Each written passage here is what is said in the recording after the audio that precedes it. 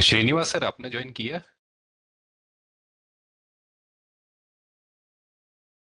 हाँ, मैं ज्वाइन किया हूँ। 1 मिनट टाइम दीजिए, थोड़ा वीडियो सेट कर लेता ओके ओके ओके सर। सो मीनवाइल सर, मैं इंट्रोडक्शन कर देता हूँ तो उसके बाद आप स्टार्ट हूँ। कर या सकते हैं। Please please.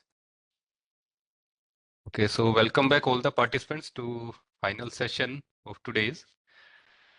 For taking this session, we have with us Shri G. Srinivasulu sir, who is Deputy Director ANC here at National Water Academy, Pune. Sir did his graduation in civil engineering from Tirupati SV University and has done masters in structural engineering from IIT Bombay. Before joining CWC, sir worked in government of Andhra Pradesh in road and building department for a brief period, and he joined Central Water Commission as assistant director in the year 2014. Initially posted at the headquarters, sir was uh, involved in the appraisal, design, planning, and construction drawing preparation for embankment dams and intake wells of various projects. Thereafter, he was posted at Monitoring South Organization, CWC Bengaluru, where he looked after the appraisal of minor irrigation projects, inspection of major and medium irrigation projects, in addition to handling procurement aspects, tendering works, and financial matters. Currently, in his role as DD ANC National Water Academy, he oversees the operation, maintenance, and upgradation of key facilities, including NWA's office complex, guest house, mess, swimming pool, residential quarters, etc. So with this brief introduction, I welcome Sir to this training program, and I request him to take this session, which is on the uh, travel allowance, the travel on transfer allowance, TTA, TA, TTA allowance, then leave travel concession, joining time, etc. So I request Sir to take the session forward. Over to you, Sir. Thank you, Saurabh for nice introduction. And uh, good afternoon to all the training officers. So the first, I'm going to start with LTC. Then we are going to have discussion on TA bills and TTA bills. So I will try to touch upon the basics first. Then we are going to even see uh, the audit perspective as well. Some of the typical cases we are going to discuss. So let me share my presentation. Hope I am audible. Yes, sir. Yes, sir. Yes, sir. Audio.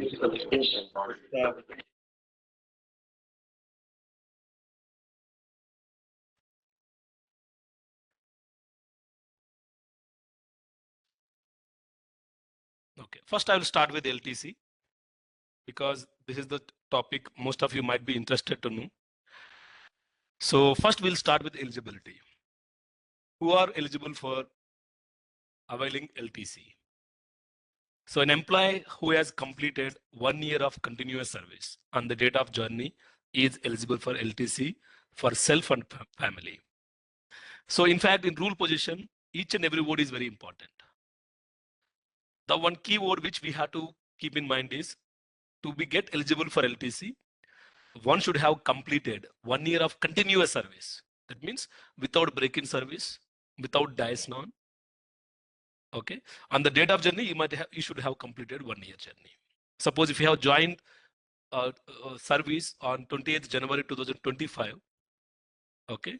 Like if you assume that you are joining today, so till 27th January 2026, you are not eligible for LTC.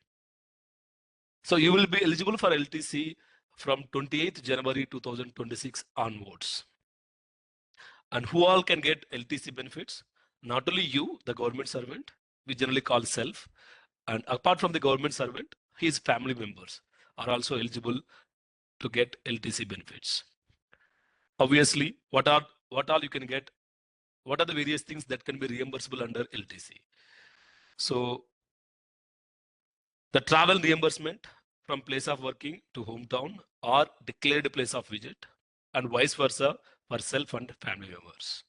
Of course, I'm going to demonstrate how many hometown LTC you'll be getting in the block of 4 years, how many all India LTC you'll be getting in the block of 4 years. So all we are going to discuss in detail. But in a nutshell, what you are going to get, what are the things you are going to get reimbursed? The only travel fare, not hotel charges. Okay, not DA, no food charges, no hotel charges, only the travel. Okay, the travel reimbursement would be allowed under LTC. Okay, neither hotel reimbursement would be allowed, nor DA reimbursement would be allowed. Just 1 second.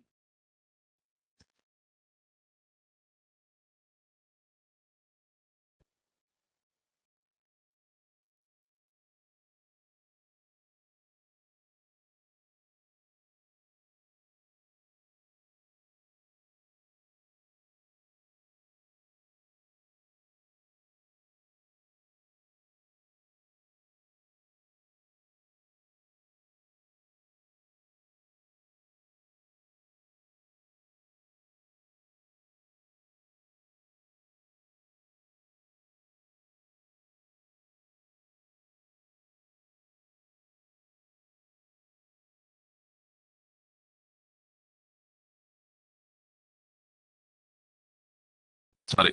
Am I audible now? Oh, anyone please confirm, am I audible? Yes, clear. Okay. Yes, sir. Okay. So as you all might be knowing that the Junior Engineers in Central Water Commission falls under pay level 6. So you belongs to pay level 6. And for LTC, you are not entitled for flight. And you are entitled for second AC train. Okay. And for tour, you can travel by flight. But for LTC, you are not entitled for flight. Not only you, including pay level 8 means most of our assistant directors, assistant director 2s, not assistant director. Assistant director is a group pay post. So assistant director 2, the who are drawing salary in pay level 8. So from pay level 6 to 8, the rule is same. Okay. It's not just for CWC, for all the central government departments. Of course, when it comes to trains, nowadays, even you can go by Tatkal also, you can go by any train. Duranto, Rajdhani, Shatabdi, Vande Bharat, including Tejas, you can travel by any train. And in fact, the Tatkal charges also reimbursable and including food charges. Like if you are particularly traveling on Rajdhani and all. Okay, so they do providing catering charges. For some of the trains, they do, they do charge catering charges separately in some of the sectors. So even the catering charges also reimbursable for LTC. Not only for LTC, even for tour also. So these are the entitlement of journey on sea or river steamer. So there are two categories here. One is for places other than Andaman group of islands and the Lakshadweep group of islands. So for you, basically 6 to 8. So lower class, if there are 2 classes on the steamer, okay. Generally, whatever class is there, the next class, okay. And for generally places other than Andaman Nicobar Islands and Lakshadweep means like if you are going to Kerala, okay. So you are visiting a place, even in Kerala also you can visit some of the places by boat and all. Okay, not only Kerala, even within the mainland, like let's say in Vijayawada there is a small island. Okay, to reach that island you have to travel about 2 hours. And the best example is the Alibag. Okay, some people may travel from India Gate to Alibag by the ship or boat or steamer. So even those charges are reimbursable. And for Andaman Nicobar, for travel between mainland and Andaman group of islands or Lakshadweep. Of course, for you, first your cabin A class is allowed. That means the next highest class is allowed in case of these places. This is between mainland, like you are traveling to Port Blair from Chennai, or you are traveling to Port Blair from Visakhapatnam or Kolkata. Okay, so where ships are going to, where you have to perform the journey through ships. So this is the entitlements. These are the entitlements. So now I will draw your attention to this particular information. What is meant by family for the purpose of LTC? मतलब family में कौन-कौन आ सकता है LTC के लिए? Who all can be eligible as a part of the family for getting LTC benefits? The first thing is spouse. Okay, so whether your spouse is dependent on you, whether your spouse is working, even if she is a CEO of a company, no matter how much she or he is earning, by default, they are going to become the part of your family. That means they are going to get all the benefits, like LTC benefits, even the medical benefits, everything. उनका income जितना भी हो वो उनका कोई ये restriction नहीं है स्पाउस के लिए। ओके अगर मेल गवर्नमेंट सर्वेंट होगा तो उनका वाइफ, अगर if there is a female government servant उनका हस्बैंड, उनका सैलरी जितना भी हो यार, in fact it may be more 3 times or 4 times more than your salary, still they could be part of your family. He or she could be part of your family. The another thing is to surviving unmarried children. Okay, इसमें अगर आपको kids जब तक वो शादी नहीं करेगा तब तक they will be part of your family. That means उनको भी LTC benefits मिल जाएगा. Okay, and stepchildren wholly dependent on the employer. Okay, here they have mentioned for stepchildren they have mentioned a dependency criteria. Dependency criteria मतलब as on date अगर किसी का भी monthly income 9,000 से ऊपर हो रहा है then he cannot be part of, then he cannot be considered as dependent. Dependent तभी माना जाएगा be it your parents or be it stepchildren, जब उनका मंथली इनकम 9,000 से कम होता है तभी वो डिपेंडेंट में माना जाएगा। और उसका प्रूफ क्या होता है? You have to get the income certificate from the tahsildar, or okay, we have to get it from him, and that can act as a proof, and you can add his name into the service book, his or her name into service book if their monthly income is less than 9,000. and children के लिए कुछ नहीं देखे इधर, step children के लिए dependency criteria लगा दिया इन्होंने, बट फॉर खुद का children like to unmarried children उनका क्राइटेरिया यही होना चाहिए वो शादी नहीं करना है बस, जब तक वो शादी नहीं करेगा तब तक they are going to get the benefits. उनका सैलरी जितना भी हो उसको कोई सीलिंग नहीं है, जस्ट लाइक वाइफ का भी कोई सीलिंग नहीं है, लाइक हस्बैंड कोई सीलिंग नहीं है। लाइकवाइज अनमैरिड चिल्ड्रन उनका भी मंथली इनकम में कोई सीलिंग नहीं है। अगर स्टेप चिल्ड्रन होगा उसका मंथली इनकम में सीलिंग है, अगर मंथली इनकम 9,000 से ऊपर है देन वो डिपेंडेंट नहीं बनेगा, लेकिन चिल्ड्रन के लिए ऐसा नहीं है। So till they get married they are going to be part of your family, तो आपको जितना भी बेनिफिट्स मिलेगा एलटीसी में उनको भी इतना बेनिफिट्स मिलेगा। Then the another one is married daughters divorced.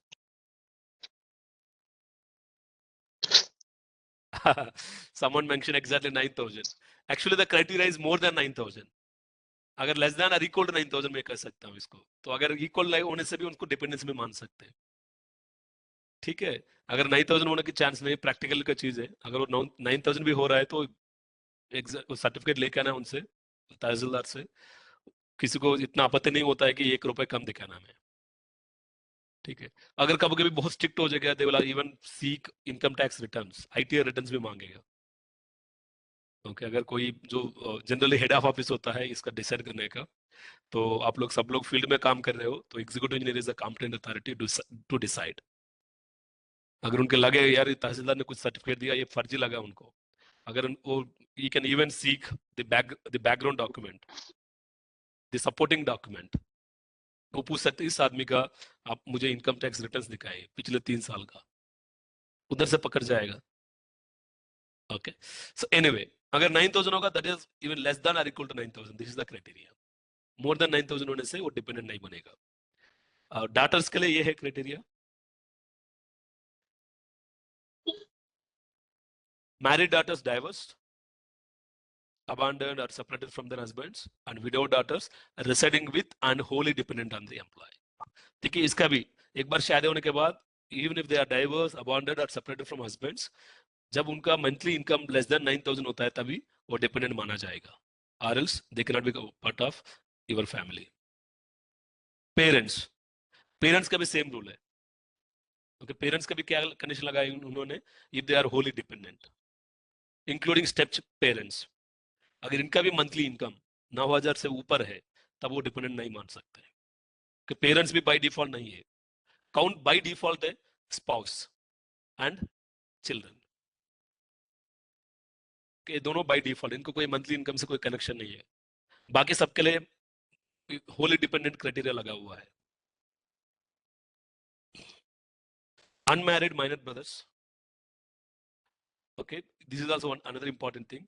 Unmarried minor brothers, उसका भी देखिए कोई डिपेंडेंसी क्राइटेरिया नहीं है।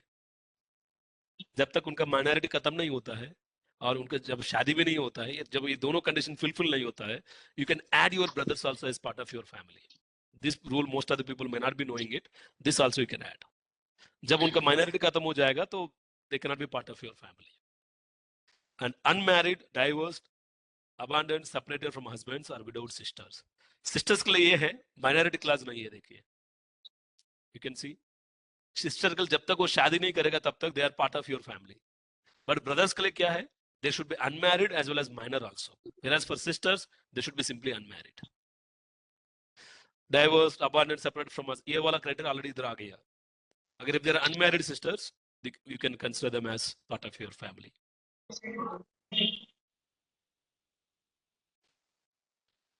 Obviously, not more than one wife is included in the term family for the purpose of these rules. However, if a government servant has two legally wedded wives, the second marriage is with the specific permission of the government, that means the court of law, then even the second wife also shall be included in the definition of family. मतलब उनको भी LTC benefits मिलेगा, even medical benefits भी मिलेगा. And this is the situation, a member of the family whose income from all the sources, including pension, temporary increase in the pension, and excluding dearness relief. And I'm very sure that some of your parents might be working. They are pensioners. उसमें क्या देख, basic pension ही देखना होता है. Not the उसमें जैसे हमको salary मिलता है ना, बेसिक पे एंड डीए, उनको ऐसे उनको भी पेंशन ऐसे मिलता है. एक तो बेसिक पेंशन मिलता है और एक मिलता है डीआर. डीआर मतलब डियरनेस रिलीफ. ओके, ये जो 9,000 जो सीलिंग है ना, this is excluding dearness relief. उसका बेसिक पेंशन ही पकड़ना होता है, नॉट डियरनेस रिलीफ. अगर उनका बेसिक पेंशन 9,000 से कम हो रहा है पर मंथ, तब in that case we can consider them as part of your family.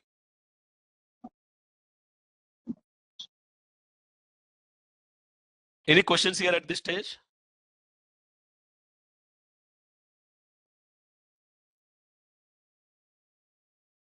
Okay. LTC for the new recruits. New recruits can travel on 3 occasions to their hometown, and in the 4th occasion to anywhere in India in the first 4 years of service. If LTC is not available in any year, it shall not be carried forward to the next year. It's a lapse. Generally, जो भी 2004 के join किया है, 2004 के बाद, ये rule actually आया था 2004 के बाद, जब हमारा पेंशन जो ओल्ड पेंशन था ना, वो सिस्टम जब रद्द हुआ था, उसके बाद ये वाला रूल्स आ गया. So for every government servant जो भी नया नया ज्वाइन करता है, so till he completes 9 years of service. 9 years of service मैंने इसलिए बताया था, फर्स्ट ईयर उसको वैसे भी LTC नहीं मिलेगा. उसके बाद 8 साल उनको हर साल LTC मिलेगा. Shiva Diyal, no. If your father is government servant and mother is no, she is, because your mother is by default is included in the family list of your father. Okay, so she cannot be added to your family member. Because spouse whoever is spouse is actually by default the family member of the government servant. जब आप retire हो जाएगा government servant, in fact आप लोग सुना होगा एक joint account करके खोलता है. जब हम रिटायर हो जाएगा कोई भी, सो ऑलवेज क्या होता है, सब लोग दोनों वाइफ एंड हस्बैंड का जॉइंट अकाउंट खोलता है, और जो भी पेंशन मिलता है, जो भी मिलना है, उसी जॉइंट अकाउंट में जाता है. I think you know the reason why joint accounts are going to be opened up. क्योंकि किसी का भी कोई भी हो सकता है रिटायरमेंट के बाद, इसलिए हमेशा वो जॉइंट अकाउंट मतलब दोनों वाइफ एंड हस्बैंड का जॉइंट अकाउंट होता है, उसमें पैसा जाता है.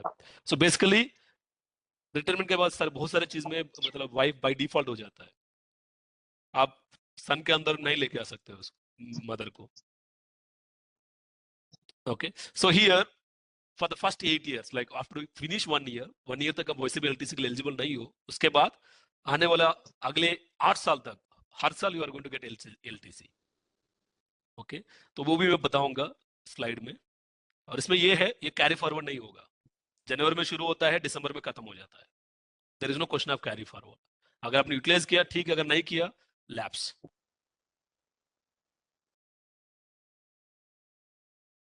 ओके, ये फर्स्ट 4 इयर्स के बाद किया मैंने, उसके बाद next 4 years will be same. इन्होंने मेंशन किया है कि the same facility will be available in the next 4 years of service. First 4 years में भी यही है और नेक्स्ट 4 इयर्स में भी यही है, मतलब टोटल 8 साल आपको हर साल एलटीसी मिलेगा। I think someone has a doubt, I could not able to see the chat box. 1 second.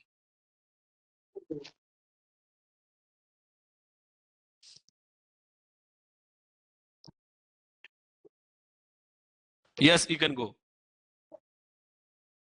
Who is ELGD2? I think someone is attending on his behalf. Executive Engineer LGD2. या मुशीर अहमद, आपका doubt क्या है? Sir, what if father's income is more than 9,000 per month and is a private employee? Can we show mother as? Yes, very good. It is really good doubt. Actually ये case मैंने खुद ही deal किया हूँ. Yes, you can add. आपने बहुत अच्छा सवाल पूछा मुशीर अहमद। अगर आपका फादर प्राइवेट एम्प्लॉय है, उनका सैलरी 9,000 से ऊपर है per month and he is not a government servant, तो आपका मदर है, she can not be, of course private employees को कोई बेनिफिट नहीं होता है, तो you can show your mother as part of your family, no issue. हमने किया था एक आधे केसेस में।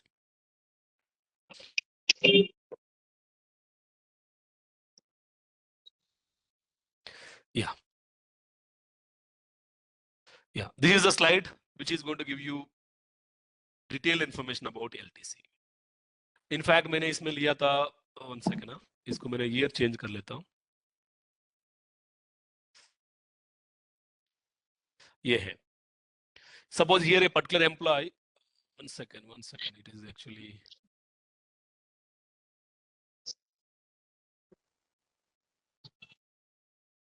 yeah, okay. So this particular slide gives the entire gist of this particular class. मैंने एग्जांपल साथ दिया हूं ताकि आपको ज्यादा क्लैरिटी आएगा, आपको क्या क्या मिलेगा, कब मिलेगा। I am very sure most of you might have joined either in 2023 or 2024, isn't it? Suppose अगर कोई एम्प्लॉय ने ज्वाइन किया May 23, May 23 2020, मतलब 23rd May 2022, okay, so from 23rd May 2022 इधर से लेके अगले साल 22 मई 2023 तक उनको कोई एलटीसी नहीं मिलेगा, मतलब till he finish 1 year of regular continuous service उनको एलटीसी बेनिफिट्स नहीं मिलेगा। और कब से मिलेगा उनको एलटीसी? तो 22 उनका 1 साल खत्म हो रहा है, सो 23rd May 2023 से, और वो 2023 कब खत्म हो रहा है? 31 दिसंबर 2023। ये जो भी बाकी है ना ईयर, जो भी बाकी है कैलेंडर ईयर, उसमें उनका फर्स्ट होम टर्न एलटीसी मिलेगा। उसके बाद 24 में उनका एलटीसी जनवरी 1 शुरू होता है और 31 दिसंबर खत्म होता है। सो इन दिस ईयर वो एलटीसी अवेल कर सकते हैं, सेकंड होम टाउन एलटीसी। और थर्ड होम टाउन एलटीसी 24 के बाद 25 जनवरी 1 जनवरी 2025 में शुरू होता है और 31 दिसंबर 2025 में खत्म हो जाता है। और फोर्थ एलटीसी 1 जनवरी 26 में शुरू होता है और 31 दिसंबर 26 में खत्म हो जाता है। Of course for the first 3 occasions you can go to home town and fourth occasion you can go to all India. Prabhat Kumar, आपने पूछा है कि अगर कोई एम्प्लॉय 5 दिसंबर ज्वाइन करता है, ओके, मान लो आप ही पकड़ो, suppose you have joined in the service in 5 December 2024, okay, so till he completes 1 year, that means from 5th December 2024 to 4th December 2025 you are not eligible for LTC. और कहां से शुरू हुआ है? 5th दिसंबर 2024 से लेके 4th दिसंबर 2025। अभी कितना बचा है 25 में? इन द ईयर 2025 हार्डली मतलब hardly 25 days or 26 days. So the first LTC is eligible from 5th December 2025 to 31st December 2025. मतलब उनका जो भी LTC होगा that he has to perform in that period only. Again, ऐसे नहीं कि LTC 31 दिसंबर पहले खत्म भी करना है। LTC का मतलब ये, मेरा कहने का मतलब ये है, अगर if you are eligible for LTC from 5th December 2024 to, अगर आपको फर्स्ट LTC मिलेगा in this case 5th December 2024 and खत्म होगा उनका first LTC 31 December 2000 so not 24 sorry 25 5 दिसंबर 2025 से लेके 31 दिसंबर 2025 उसी 25 दिन में आपका फर्स्ट एलटीसी होगा। ओके, तो इसमें ये है आपका जर्नी का starting date must commence before 31 December. अगर आप 31 दिसंबर पहले जर्नी कमेंस नहीं कर पाया, अब 1 जनवरी को जर्नी कमेंस किया, तब वो अगले वाला एलटीसी में चला जाएगा, ये वाला इस साल वाला एलटीसी लैप्स हो जाएगा। Okay, the journey starting date must fall before 31st December. Must 31st December. Even if you start your journey at 11:50 PM on 31st December, वो भी चलेगा। रिटर्न जर्नी कभी भी हो सकती, कोई दिक्कत नहीं। अब रिटर्न जर्नी चाहे तो 10 दिन के बाद आओ या 20 दिन के बाद आओ, कोई दिक्कत नहीं है। Okay, so the journey must perform. अगर मान लो इस साल का एलटीसी आप ले रहे हो, इस साल 25 है, तो इस साल एलटीसी कब शुरू हुआ? जनवरी में शुरू हो गया, 31 दिसंबर में खत्म हो रहा है। तो आपका ऑनवर्ड जर्नी होगा that must be commenced before 31st before 12:59 PM 31st December 2025। Okay, एक मिनट में एक the moment you are going to touch 12 AM वो जनवरी 1 में चला जाएगा। दैट मींस वो अगले साल के एलटीसी में चला जाएगा। रिटर्न जर्नी कभी भी आ सकते हो। Okay, and there is one more rule, अगर ये ऑनवर्ड जर्नी हो गया, रिटर्न जर्नी ऐसा नहीं कि आप पूरा 1 साल उधर ही पड़ा रहे, कहीं भी जाए होम टाउन में। The return journey must finished with in 6 months। The maximum period which is allowed under LTC is 6 months। ऐसे नहीं बोलेंगे मेरा होम टाउन है कहीं झारखंड में, मैं जाके उधर ही 1 साल के बाद आऊंगा, ऐसे नहीं चलेगा। वैसे भी इतना छुट्टी नहीं होता किसी को। Okay, under extraordinary circumstances, the maximum period by which the return journey must be finished is 6 months। And one more rule, जब भी आप एलटीसी पे जाते हो, ओके, वो रूल मैं बाद में बताऊंगा। That is a kind of a typical case. पहले इसका देख लेंगे। इसमें क्या है, फर्स्ट 3 होम टाउन एलटीसी मिलेगा पहले 3 साल में, और 4th ईयर में you are going to get all India LTC. और एक सुविधा दिया गया है particularly for the new recruits, that is this one. मतलब you can avail 1 LTC, you can convert, आपको 3 मिल रहा है ना 3 साल में, so you can convert any of the hometown LTC to visit either northeastern region or Andaman and Nicobar Islands, Jammu and Kashmir and Ladakh। Okay, तो 3 में जो मिलेगा होम टाउन, उसमें किसी एक होम टाउन एलटीसी को आप कन्वर्ट कर सकते हो ये प्लेसेस जाने के लिए। ओके, और एक होम टाउन एलटीसी होगा, उसको भी आप कन्वर्ट कर सकते हो ये वाला प्लेसेस जाने के लिए। मतलब आपको टोटल 4, मतलब जो फर्स्ट अगर मैं बात करूं ब्लॉक ईयर्स में, फर्स्ट 4 ईयर्स में 3 बार आपको होम टाउन मिलेगा, और 4th ईयर आपको ऑल इंडिया मिलेगा। ये 3 साल जो होम टाउन एलटीसी मिल रहा है, इसमें आप कन्वर्ट कर सकते हो। You can convert any of the home, चाहे तो आप फर्स्ट होम टाउन एलटीसी को भी कन्वर्ट कर सकते हो। You can convert this home town LTC to visit any place, Andaman, कोई भी प्लेस आपको जो मन लगे वो। और दूसरा होम टाउन एलटीसी को भी चाहे तो आप कन्वर्ट कर सकते हो to visit JNK and Ladakh. और तीसरा होम टाउन एलटीसी अब खुद का घर ही जाना होगा, क्योंकि कन्वर्ट करने के चांसेस वो 2 ही बार कन्वर्ट कर सकते हो 4 साल में। पहली बार इधर जाके आया आपने, सेकंड बार ये वाला जाके आया, और एक तो बच गए होम टाउन एलटीसी, तो आपको खुद का घर जाना ही पड़ेगा।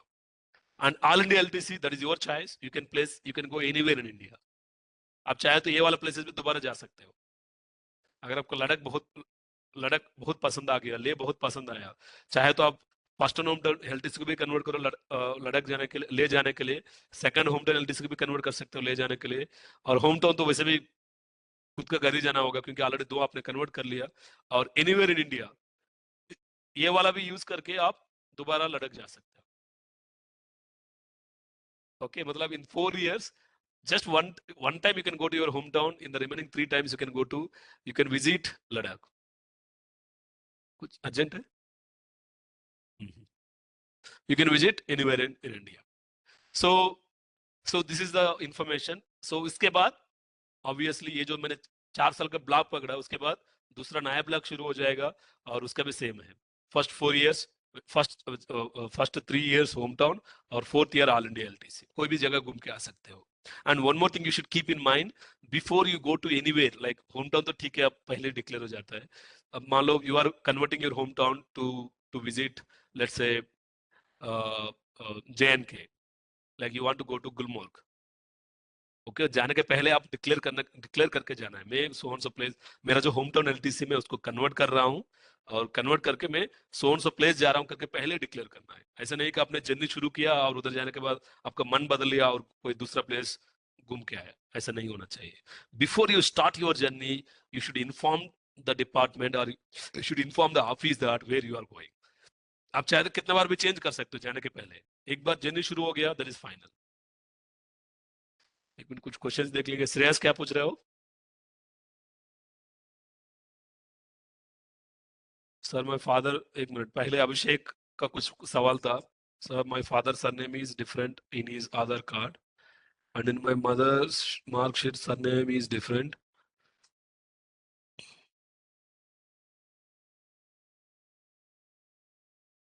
सी, when it comes to government service, मतलब अभी तक आपने फादर नेम ऐड नहीं किया सर्विस बुक में?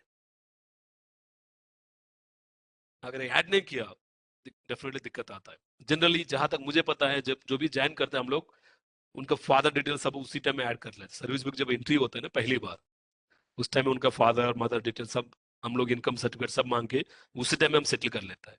क्योंकि बाद में क्या होता है, दिक्कत आ जाता है। आपने पूछेगा आपने पहले ऐड नहीं किया, अभी क्यों करना चाहते हो उसको, मुझे इनकम वो दिखाओ, प्रूफ ये दिखाओ, दुनिया भर का सवाल पूछता है लोग। Anyway, at the end of the day it all boils down to executive engineer, जो आपका सर्विस बुक में एंट्री करेगा। If he is satisfied, if और she is satisfied, no issue. Okay, अगर वो हो रहा है, मतलब अगर if they are convinced with that, कोई इशू नहीं है। कोई साउंड प्रूफ चाहिए। हाँ,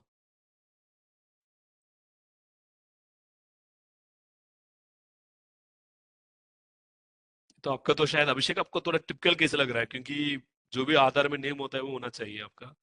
मार्कशीट में अगर थोड़ा बहुत सरनेम डिफरेंट है वो चलेगा, थोड़ा बहुत स्पेस चलेगा, बट वो चाहे तो आधार नेम में बदल सकते हो, that is one way. Aadhaar name तो एक बार चेंज होगा, थोड़ा प्रोसेस लंबा है बट चेंज हो सकता है नेम। क्योंकि आजकल तो बाय डिफॉल्ट आधार का प्रूफ ही मांगते हैं लोग, इनकम सर्टिफिकेट देना हो जो भी चाहिए, तो वो कर सकते हैं आप। आधार में जो भी करेक्शन है वो करवा के then you can get it rectified. अच्छा, मार्कशीट में अलग नेम है, दैट इज आपका ये है। Okay,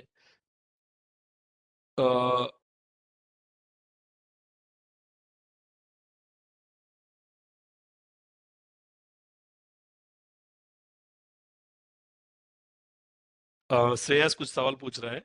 sir, I am posted in my home state, not in a my home town city, can eligible for? Yes, you are eligible. आप तो home town आपको तभी LTC नहीं मिलेगा, suppose if you are working in Lucknow, your home town also is in Lucknow city limits. I am using the word city limits, तब आपको LTC नहीं मिलेगा। If your home town is outside the city limits, के मान लो 4 kilometre भी हो लेकिन वो आउटसाइड की सिटी लिमिट्स है, then you are eligible for LTC. No matter whatever distance it is, even if 1 kilometre भी बाहर है, वो सिटी लिमिट्स के बाहर है, वैसे भी आपको क्या मिलेगा, ज्यादा से ज्यादा उधर आपका मतलब टू विजिट, पैसे तो ज्यादा नहीं मिलेगा but you are eligible. And LTC के लिए home town declaration any place anywhere India को भी डिक्लेयर करना होगा। कोई भी जाते हो, कहीं भी जाते हो, डिक्लेयर करके ही जाना होगा। आप चाहे तो कितना बार भी चेंज कर सकते हो। मान लो आपने 10 दिन पहले इंटीमेट किया, सर मैं जाऊंगा ले, और 5 दिन के बाद दोबारा मन बदले आपने, सर मैं जाऊंगा कोई दूसरा, मैं कारगिल जाऊंगा। सो ऐसे जितना बार भी चेंज करो कोई दिक्कत नहीं है। बट एक बार आपका जर्नी शुरू हो गया, शुरू होने के बाद you can not change your place, you can not change your declare place. एक बार आपने राइटिंग में दे दिया ऑफिस में, मतलब जितना बार राइटिंग में, चाहे तो जितना बार भी राइटिंग में दे दो कोई दिक्कत नहीं है। You can keep on changing your declare place of visit, उसमें कोई आपत्ति नहीं है। बट एक बार जर्नी शुरू हो गया, जर्नी शुरू होने के बाद again you can not give in writing that sir मेरा उस जगह जगह में इधर जा रहा हूँ करके नहीं दे सकते हो। सो कहीं भी इवन एनीवेयर इंडिया के लिए भी आप एलटीसी डिक्लेरेशन देना होगा, and more importantly before availing LTC we should take the permission. ऐसे भी लोग होता है बिना बता के चला जाता है। So taking the approval of controlling officer is must for availing LTC. अगर आपने अप्रूवल नहीं लिया आपका एलटीसी बिल 1 रुपया भी नहीं मिलेगा, simple. And for availing LTC कम से कम 1 दिन का छुट्टी लेना पड़ेगा। ऐसा नहीं कि सर वीकेंड में चला गया और वीकेंड में आ गया, नहीं, कम से कम 1 दिन तो छुट्टी लेना पड़ेगा, तभी एलटीसी का ये बन जाता है। अगर आपने अगर सैटरडे छुट्टी है, आपने फ्राइडे रात को निकला और मंडे वापस आ गया ऑफिस में, तो एलटीसी नहीं मिलता है। कम से कम 1 दिन का छुट्टी लेना पड़ेगा, तभी एलटीसी का ये आ जाता है। क्योंकि वो इसलिए रखा है कि छुट्टी लेना है तब तो कंट्रोलिंग ऑफिसर को परमिशन मांगना है कि छुट्टी लेना है, उसके बाद सेपरेट इंटीमेट देना है, सर मैं एलटीसी में जा रहा हूँ, इस जगह जा रहा हूँ, मुझे परमिशन दे दीजिए करके। तो वो क्या करेगा, वो चेक करेगा सर्विस बुक में और बताएगा आप एलिजिबल हो नहीं हो, बताएगा। Ideally speaking they will give an order also. आपका रिक्वेस्ट ये आया था एलटीसी जाने के लिए, you are eligible for this year, वो बताएगा आपको। ये किसका डाउट है भाई? 2 वे जर्नी होगी 1 डेस्टिनेशन के लिए कि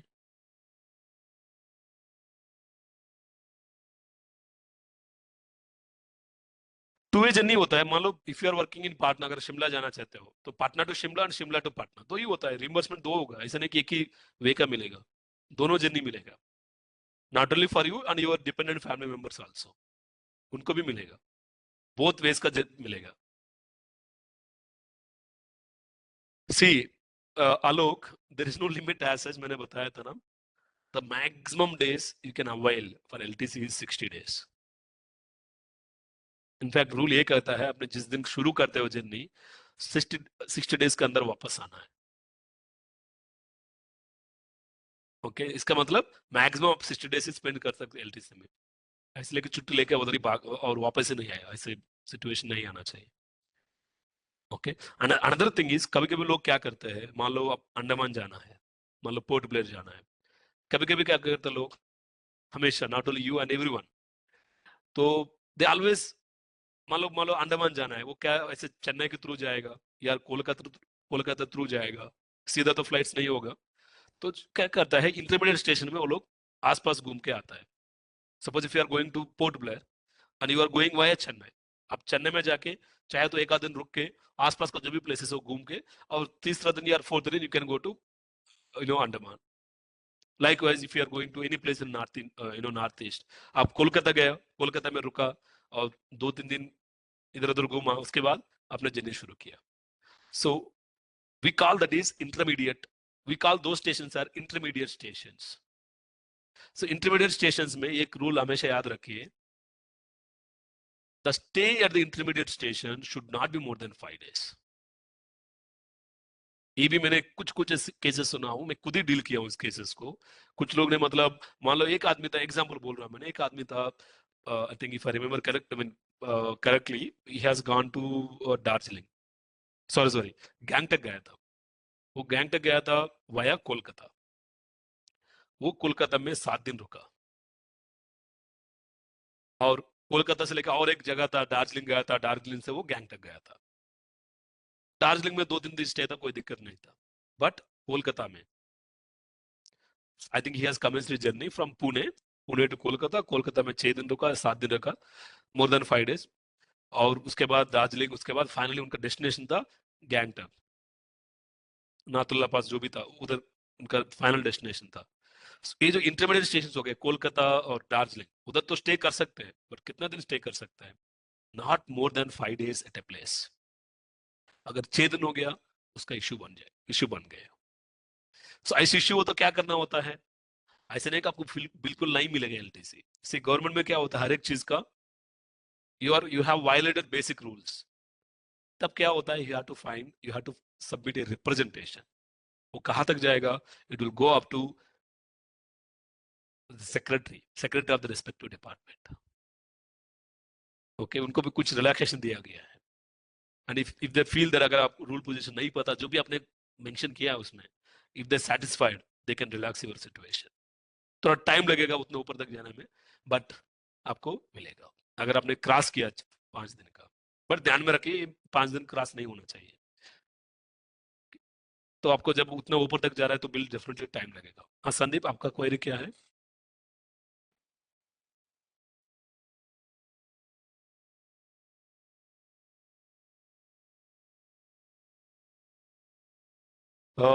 एक्चुअली संदीप, इसमें क्या होता है ना, जो भी सर्विस बुक में होता है उसी को बेनिफिट्स मिलता है। ओके, जो भी सर्विस बुक में है उसी को बेनिफिट्स मिलता है। अगर अगर मान लो दो सेकंड मैरिज अगर with permission of the government हुआ है तब मिलेगा। अगर कोई गवर्नमेंट से बिना परमिशन अगर वो पर्सनल ग्राउंड्स पे शादी किया है एंड देन नहीं मिलेगा। जिनका नाम सर्विस बुक में है उन्हीं को बेनिफिट्स मिलेगा जितना भी है, B it pensionary benefit, B it health benefits, B it LTC, जो भी है सब जिसका नाम सर्विस बुक में एंट्री है उसी को मिलेगा। सिंपल।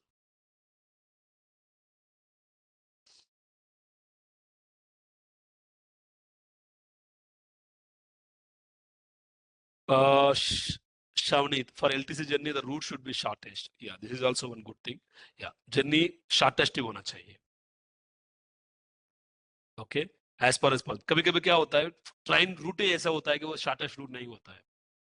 मान लो मुझे पुणे से गोवा जाना है, एग्जाम्पल बता रहा हूँ, ट्रेन जर्नी तो है और वो बहुत पूरा घूम के जाएगा।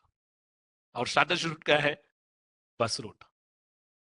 तो ट्रेन जर्नी शॉर्टेस्ट नहीं है करके मैं ये नहीं बोल सकता कि you are not eligible for train journey.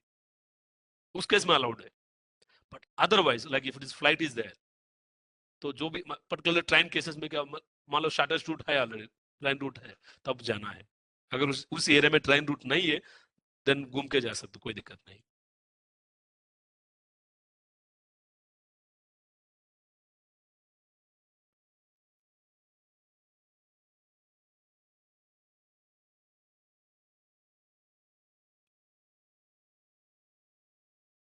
क्या पूछ रहा हूँ?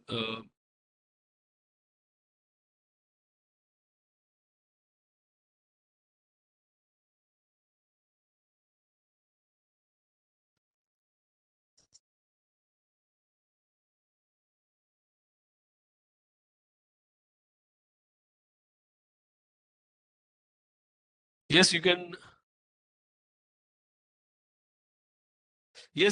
You can very well show it Sandeep. आप आपका आपका you can show your mother under your family. आप दिखा सकते, कोई दिक्कत नहीं। या वो मैं बताऊंगा अभी ना। Obviously for Andaman there is no train, उसके लिए सेपरेट गाइडलाइंस है, मैं उसके ऊपर भी बात करूंगा, चिंता मत उसको। Of course you can travel bye flight, वो बताऊंगा। कुछ सेक्टर्स है जहां आप फ्लाइट से भी जा सकते हो, though you are not eligible for train, so though you are not eligible for flight, कुछ सेक्टर्स है।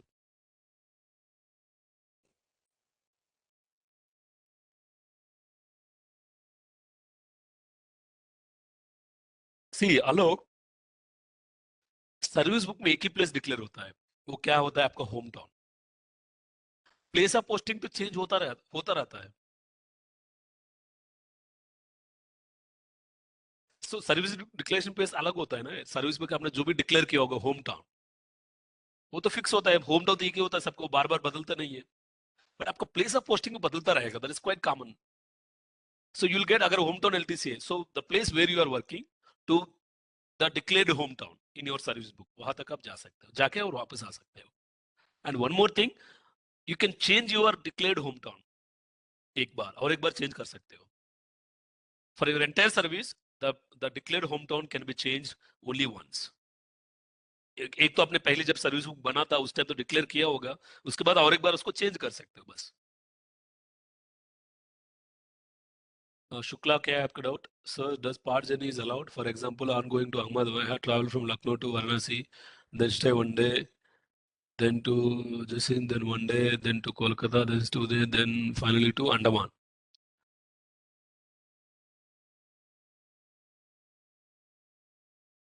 सी उस टाइम वो क्या करेगा? See, you are going to Lucknow to Kolkata, आपने सीधा नहीं गया, पार्ट बार जर्नी करके गया। उस टाइम वो क्या करेगा? वो जो भी आपका पार्ट जर्नी का जो फेयर होता है ना, they will restrict that amount to Lucknow to Kolkata, वो करेगा। ज्यादा फर्क नहीं होता है, हार्डली 100-200 का ही फर्क होता है, कभी कभी इक्वल भी हो जाता है. Okay, the journey is allowed. Okay, in that case, you are not directly going to Lucknow from directly going to Kolkata from Lucknow. आपने ब्रेक करके जा रहे हो. आप जितना भी ब्रेक जर्नी को जो फेयर होगा, okay, that fare should not be more than Lucknow to Kolkata fare.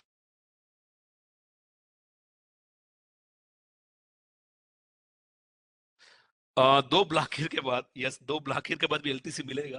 मतलब 8 साल के बाद भी आपको एलटीसी मिलेगा, लेकिन अलग कॉन्सेप्ट है, मैं बताऊंगा वो, क्योंकि हम we are at the initial part only. Okay, so इधर मैंने जैसे दिखाया था ना नीचे, जस्ट, हाँ, जैसे मैं आपको इधर दिखाया था ना, you will be you are eligible for, in fact इन 8 साल तक अब हर साल आपको एलटीसी मिलेगा, चाहे होम टाउन हो या ऑल इंडिया हो, हर टाइम मिलेगा आपको, हर साल मिलेगा. एंड कोई कैरी फॉरवर्ड नहीं हो सकता, अगर मान लो नहीं कर पाए आपने, लैप्स हो जाएगा. यस यस, यू अगर आपने फ्लाइट से जर्नी किया, okay, you are not entitled for flight, but आपने फ्लाइट से गया, इन दैट केस आपको मिलेगा as per the second AC train.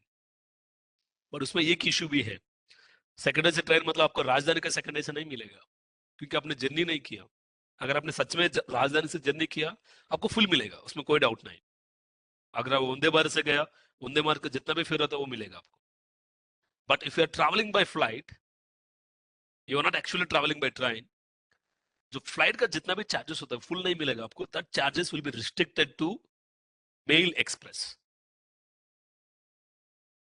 Mail express का जो जितना भी रेट होता है उसी का रिस्ट्रिक्ट हो जाएगा, क्योंकि राजधानी शताब्दी का बहुत ज्यादा उनका फेयर भी डायनेमिक होता है. ओके, उनका फेयर वैसे भी कभी कभी फ्लाइट से भी ज्यादा हो जाता है उनका. ये है, उनका फिक्स नहीं होता charges, they keep on changes as per the demand and the time.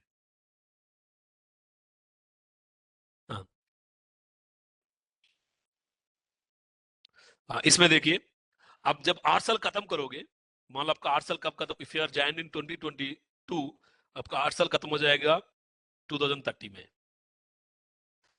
Okay, उसके बाद क्या होगा, you are going to be added to the blocks. अभी क्या चल, ब्लॉक चल रहा है, ब्लॉक ईयर्स, 4 साल का एक ब्लॉक चलता है. ओके, जब आप 8 एलटीसी यूज करोगे, उसके बाद you are going to be added to the block years of regular employees. अभी ब्लॉक कौन सा चल रहा है, करंट अभी चल रहा है 22-25, 2022, 23, 24, 25, 4 साल का एक ब्लॉक है. उसके बाद 26 में शुरू होता है, 26, 27, 28, 29, ये 4 साल का दूसरा ब्लॉक है. और जब आप 30 में खत्म हो जाओगे, 30 में आपका लास्ट आखिरी एलटीसी खत्म हो जाएगा, so you will be getting added to this block 2030, 33 block.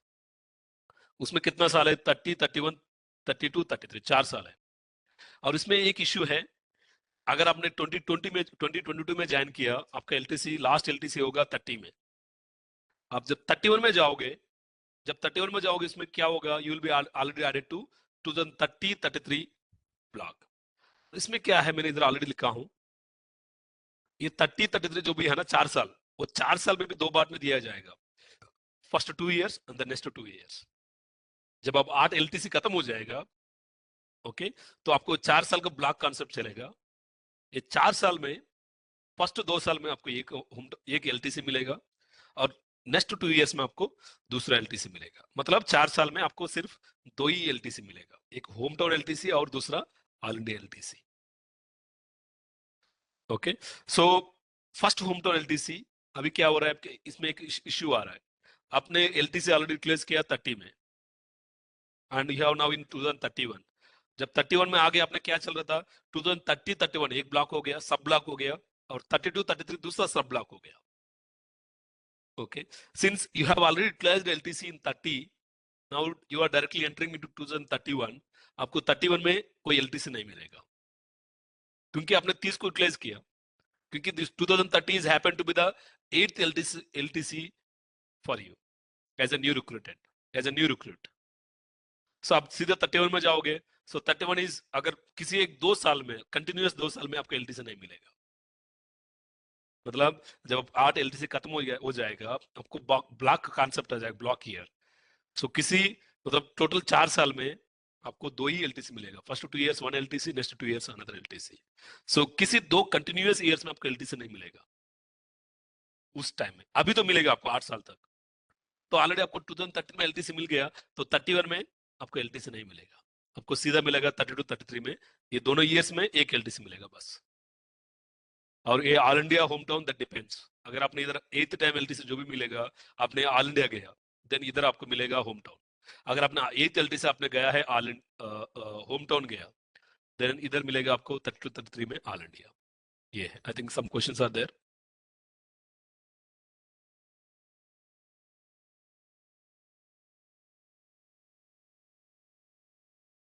सी, मैंने वही बता रहा हूँ, क्या नाम है इनका, अबू तला चौधरी, मिस्टर चौधरी। अगर आप जर्नी करते हो, अगर यू आर सच में ट्रेन से जा रहे हो, जितना भी कास्ट होगा, तो तत्काल चार्जेस होगा, जो भी होगा फुल रियम्बर्स होगा। No matter what ever is the cost of the ticket, आपको फुल रियम्बर्स होगा, उसमें कोई डाउट नहीं है। मैं जब बोल रहा हूँ, जब आप ट्रेन से नहीं जाते हो, फ्लाइट से जाते हो, ओके, उसी टाइम आपका जो फ्लाइट का फेयर होगा, that will be restricted to the mail express train. जो मेल ट्रेन होता है ना, मेल एक्सप्रेस ट्रेन, उसका जितना भी फेयर होता है उसी के हिसाब से रिस्ट्रिक्ट हो जाएगा। Otherwise, if you are really traveling on, let's say Rajdhani, Vande Bharat, or if you are booking on तत्काल चार्जेस सब रियम्बर्स हो जाएगा, उसमें कोई ये इशू नहीं है।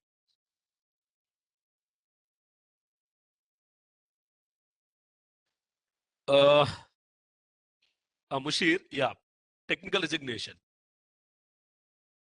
See, here the LTC are going to be availed. आपने कोई भी डिपार्टमेंट, उससे कोई फर्क नहीं पड़ेगा। ओके, आपने मान लो CWC में ज्वाइन किया, 1 साल काम किया, छोड़ के दूसरा डिपार्टमेंट में ज्वाइन कर लिया। So no matter where ever you are working, your LTC eligibility is counted from date of entry into the service. बस, अगर आपने 23 में ज्वाइन किया, उधर से शुरू हो जाएगा। ओके, 8 साल तक। अभी आप CWC में हो या CWC छोड़ के यार CPW में चला गया, तो 8 साल तक आदमी तो आप ही हो ना। So date of entry to the government servant, that matters. ऐसे नहीं कि आपने इधर ऑलरेडी 4 अवेल कर लिया और दूसरा डिपार्टमेंट में ज्वाइन कर लिया, उधर सबको फ्रेश 8 मिलेगा, नहीं, ऐसे नहीं मिलता है।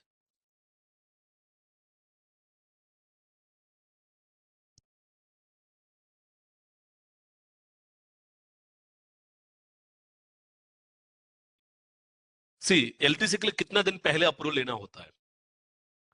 एज सच, अगर मान लो if it is a flight ticket, आप लोग वैसे भी एलिजिबल नहीं हो, सो आप लोगों के लिए एज सच कोई ये नहीं है।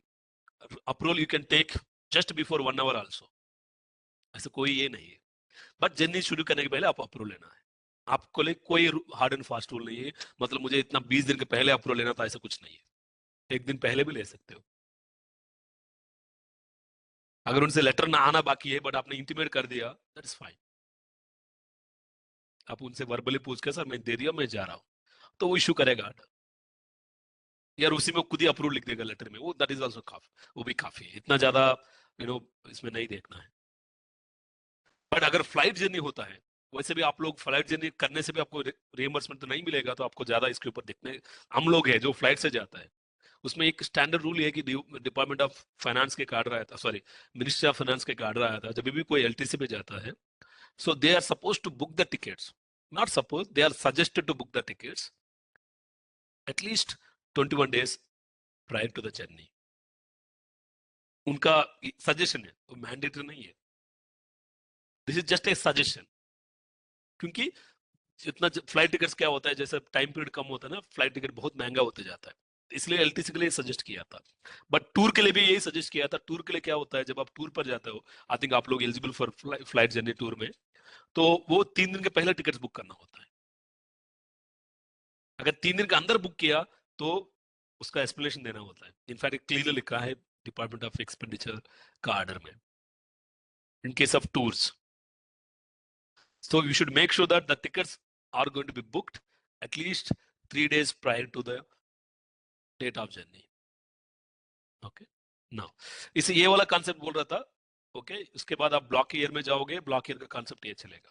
ओके, सपोज अगर आपने 2023 में ज्वाइन किया, एग्जांपल बोल रहा हूँ इधर, इंस्टेड ऑफ 2022 अगर आपने 2023 में ज्वाइन किया तो आपका लास्ट एलटीसी होगा 2031। सो 2031 मींस ये वाला फर्स्ट 2 इयर्स ऑलरेडी हो चुका है आपका, आप सीधा कहाँ जाओगे, 32 में जाओगे।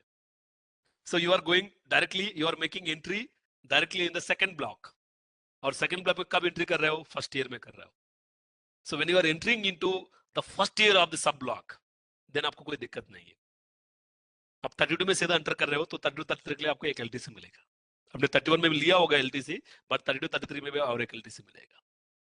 अगर आपने 2024 में ज्वाइन किया तो आपका लास्ट एलटीसी होगा कब होगा, 2024 में ज्वाइन करने से सीधा 2032 हो जाता है, आप सीधा 2033 में जाओगे। तो you are entering into the second year of the block. जब आप second year of the block में जाते हो तो उस ईयर आपको मिलेगा नहीं LTC. So you have to wait for the next block, that is कब शुरू होगा, 2034 में। ये 34 में शुरू होता है, मतलब फर्स्ट 34 35 में आपको एक एलटीसी मिलेगा, कोई भी एक साल ले सकते हो। देन 35 30 34 35 36 37 में दूसरा एलटीसी ले सकते हो। जब ब्लॉक खत्म हो, मतलब आपका 8 साल खत्म हो जाएगा, ब्लॉक वाले के लिए कुछ फैसिलिटीज भी है। मान लो इधर मान लो मुझे एलटीसी मिलेगा 30 31 में, मैं 30 31 में एलटीसी अवेल नहीं कर पाया, तो एक रूल है नेक्स्ट ईयर तक। नेक्स्ट ईयर मतलब 32 30 31 के एलटीसी अगर मैं गलत मतलब due to some reasons I could not able to avail, then इसके लिए 32 में आप अवेल कर सकते हो। एक रूल है, ये हमारे लिए नहीं है, जो फ्रेश रिक्रूट्स के लिए नहीं है। जब 8 साल खत्म हो जाएगा, जब when you are going to add it to the blocks, उस टाइम अगर आपने किसी के रीजन को वजह से एलटीसी अवेल नहीं कर पाते हो तो उसका 1 साल का एक्सटेंशन मिलेगा। मतलब 30 और 31 का एलटीसी आप 32 मतलब दिसंबर 31 2032 तक यूज कर सकते हो। लाइकवाइज 32 33 का एलटीसी आप 34 में भी यूज कर सकते हो।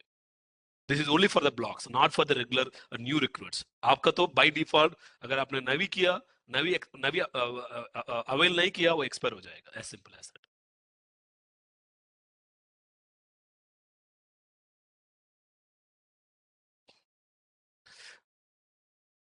नहीं, after marriage the blood parents, I mean to say your own parents, they may not be remain dependent. अगर उनका सी पेरेंट्स के लिए डिफॉल्ट नहीं है, डिफॉल्ट क्राइटेरिया किसके लिए है, आपका मिसेस, आपका वाइफ, बाय डिफॉल्ट वो फैमिली मेंबर रहेगा, जितना भी उनका इनकम हो उससे कोई कनेक्शन नहीं है, और आपका चिल्ड्रन, अनमैरिड चिल्ड्रन।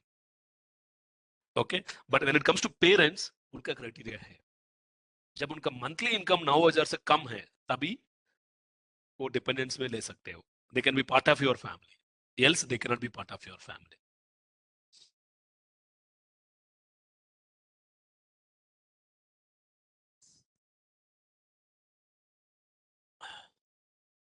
इन्होंने कोई सवाल पूछा, Anurag Tiwari sir, in case of the tickets of railway are booked for coming for train and they are not confirmed, in that case we are bound to book the flight ticket within 1 day, then does we will get the reimbursements or in TTA?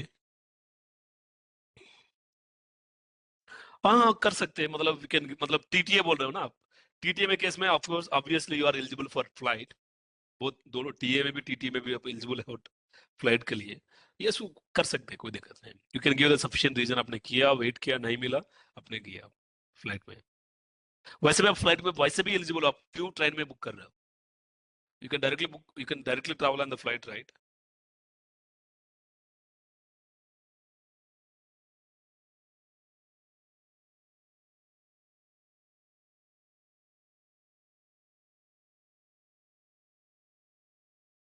Okay. Hometown LTC for employees other than fresh recruits. Okay. So इसमें क्या है, once in a block of 2 years for self and family from place of duty and declare hometown. Okay, 2 साल में एक बार हम उनको मिलेगा. And employees, including unmarried, having his family at his hometown, can avail the LTC for himself alone every year instead of having it for both self and family 1 in 2 years. This is also very important rule which most of the people doesn't know. Okay, suppose आप 8 साल खत्म होने के बाद भी आपको हर साल LTC चाहिए, एवरी ईयर 8 साल तक आप वैसे भी हर साल मिलेगा आपको एलटीसी, आपको मिलेगा, आपको फैमिली को भी मिलेगा। और 8 साल के बाद क्या होगा, 2 साल में एक बार आपको एलटीसी मिलेगा, आपको और आपको फैमिली को। अगर if you are giving the declaration that मुझे मेरा फैमिली को एलटीसी अवेल नहीं करना है, बस मुझे अवेल करना है हर साल, in that case you can go to, you can avail LTC every year for yourself to visit your hometown.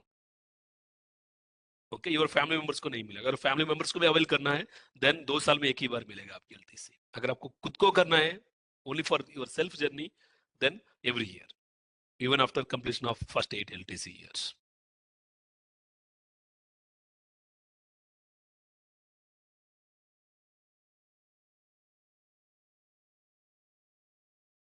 Obviously, in lieu of one of the 2 hometown LTCs in a block of 4 years, the employee and his family can avail one all-India LTC and travel to any place in India. जैसे मतलब 8 साल खत्म हो जाएगा, उसके बाद आपको 2 साल में एक LTC मिलेगा ना, मतलब 4 साल में 2 LTC मिलेगा। उसमें एक LTC को आप कन्वर्ट करके you can go to anywhere in India. मतलब 4 साल में वन होमटाउन LTC और another all India LTC। And an employee and his family members may avail LTC in a different groups at different times during a block of 4 years. वो साथ में जाने की जरूरत नहीं है, अलग अलग भी जा सकते हैं। ऐसा नहीं कि फैमिली मतलब हमेशा एक ही टाइम जाना है। आप एक बार जाओ, उसके बाद आप मिसेस अलग से जा सकते हैं, आपके किड्स अलग से जा सकते हैं। So they can travel at different spells also, so need not travel at a time. So the place of visit should be declared beforehand, this is very important. ये वाला क्राइटेरिया है, जैसे आप लोग बोल रहा था, स्पेशल क्राइटेरिया है। The government servant not entitled to travel by air और permitted to travel by air in the following sectors. कहाँ जा सकते हो एलटीसी के लिए? आप लोग एलटीसी के लिए एलिजिबल नहीं हो, बट फ्लाइट से इस सेक्टर में एलिजिबल हो। कहाँ?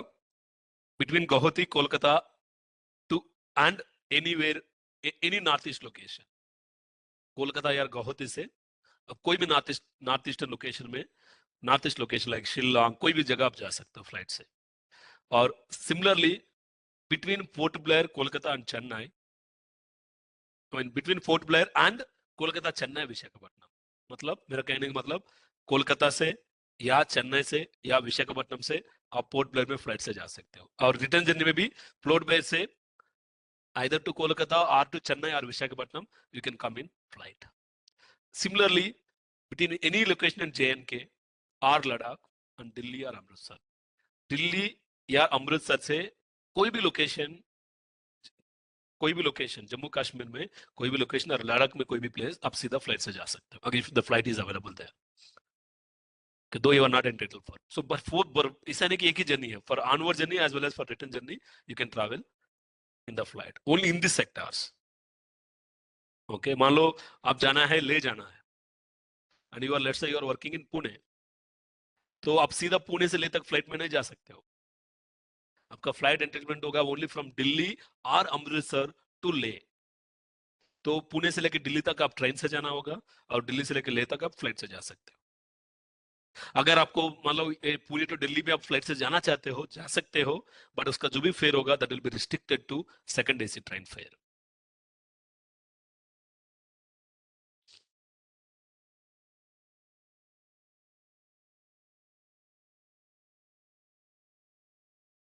The non-entitlement government servant would travel from their headquarters to Kolkata, Guwahati, Chennai, Visakhapatnam, Delhi or Amritsar in accordance with their entitlement. आपका सेकंड ए से है तो आप सेकंड ए से जा सकते हो। अभिषेक, आपका क्या डाउट है? Sir, my parents are living at my hometown and I am working place. Then how to avail tickets because starting station is different for me and my parents? A very good doubt, Abhishek. Generally, most of the cases में ऐसा ही होता है, आपका parents आपको home town में होगा and आप let's say you are working, let's say Delhi, मान लो आपको होम टाउन होगा, let's say I'm just taking an example, your hometown is let's say in Kolkata, so आप दिल्ली में काम कर रहे हो, आपके पेरेंट्स कोलकाता में रह रहा है, okay, ऐसे okay, so it's not possible for your parents to come to Delhi और दिल्ली से दोबारा कोलकाता और कोलकाता से दोबारा दिल्ली, इससे कोई सेंस नहीं है इसमें क्या होगा, you can go to Kolkata from Delhi and come back to Delhi, क्योंकि पेरेंट्स को देख के 4-5 दिन टाइम स्पेंड करके वापस आ सकते हो। योर पेरेंट्स जब भी उनको मन लगे इन दैट ईयर कोलकाता से दिल्ली जाके और दिल्ली से कोलकाता आ सकते हैं, ऐसा नहीं है कि you are working in Delhi, journey भी दिल्ली से शुरू होना है, ऐसा नहीं है। पेरेंट्स के लिए नहीं है। पेरेंट्स उनका खुद का होम टाउन से आपको देखने आएगा और उसके 2 3 4 जितना भी दिन है उसके बाद वो वापस चला जाएगा। So that is also reimbursable. Okay, I think I have addressed your query.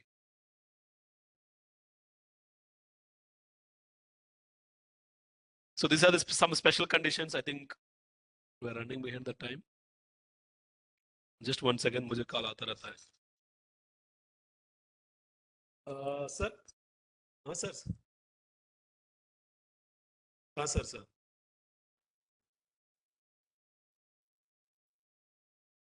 System by default मैं चेक करता सर एक बार, मैं चेक करता सर, मैं चेक करता सर एक बार। हाँ सर, मैं चेक करता sir.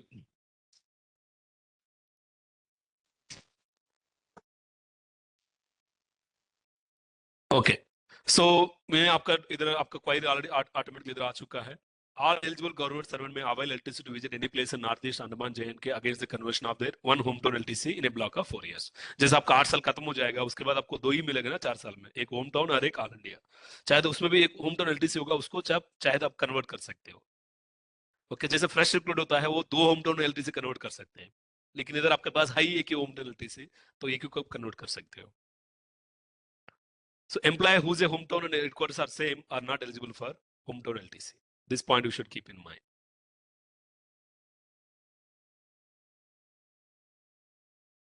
So if the spouse children are living at a place other than his headquarters, ये वाला भी important thing है। LTC can be claimed by them from place they are live to hometown, but the claim will be restricted to an amount admissible from his headquarters to the hometown. Suppose your hometown is Kolkata and you are working in Delhi, and your spouse, your wife and children, they are somewhere in, let's say, Hyderabad. Okay, so you can travel from Delhi to Kolkata and back to Delhi, and your kids and wife can travel from Hyderabad to Kolkata, and Kolkata से दोबारा हैदराबाद जा सकते हैं। But इसका जो भी fare होगा, Hyderabad to Kolkata and Kolkata to Hyderabad, that fare is going to be restricted to the fare of Delhi to Kolkata, because you are suppose to travel, okay, Delhi to Kolkata और कोलकाता टू दिल्ली, बट आप अलग जगह से ट्रैवल कर रहे हो, तो इसलिए वो फेयर रिस्ट्रिक्ट हो जाएगा। Employee and his family members may avail LTC in different groups at different times during a block years. Okay, ऐसे नहीं कि साथ में जाना है तो different spells में जा सकते हैं, different times में जा सकते हैं। So this is a different scenario when wife and husband are government servant.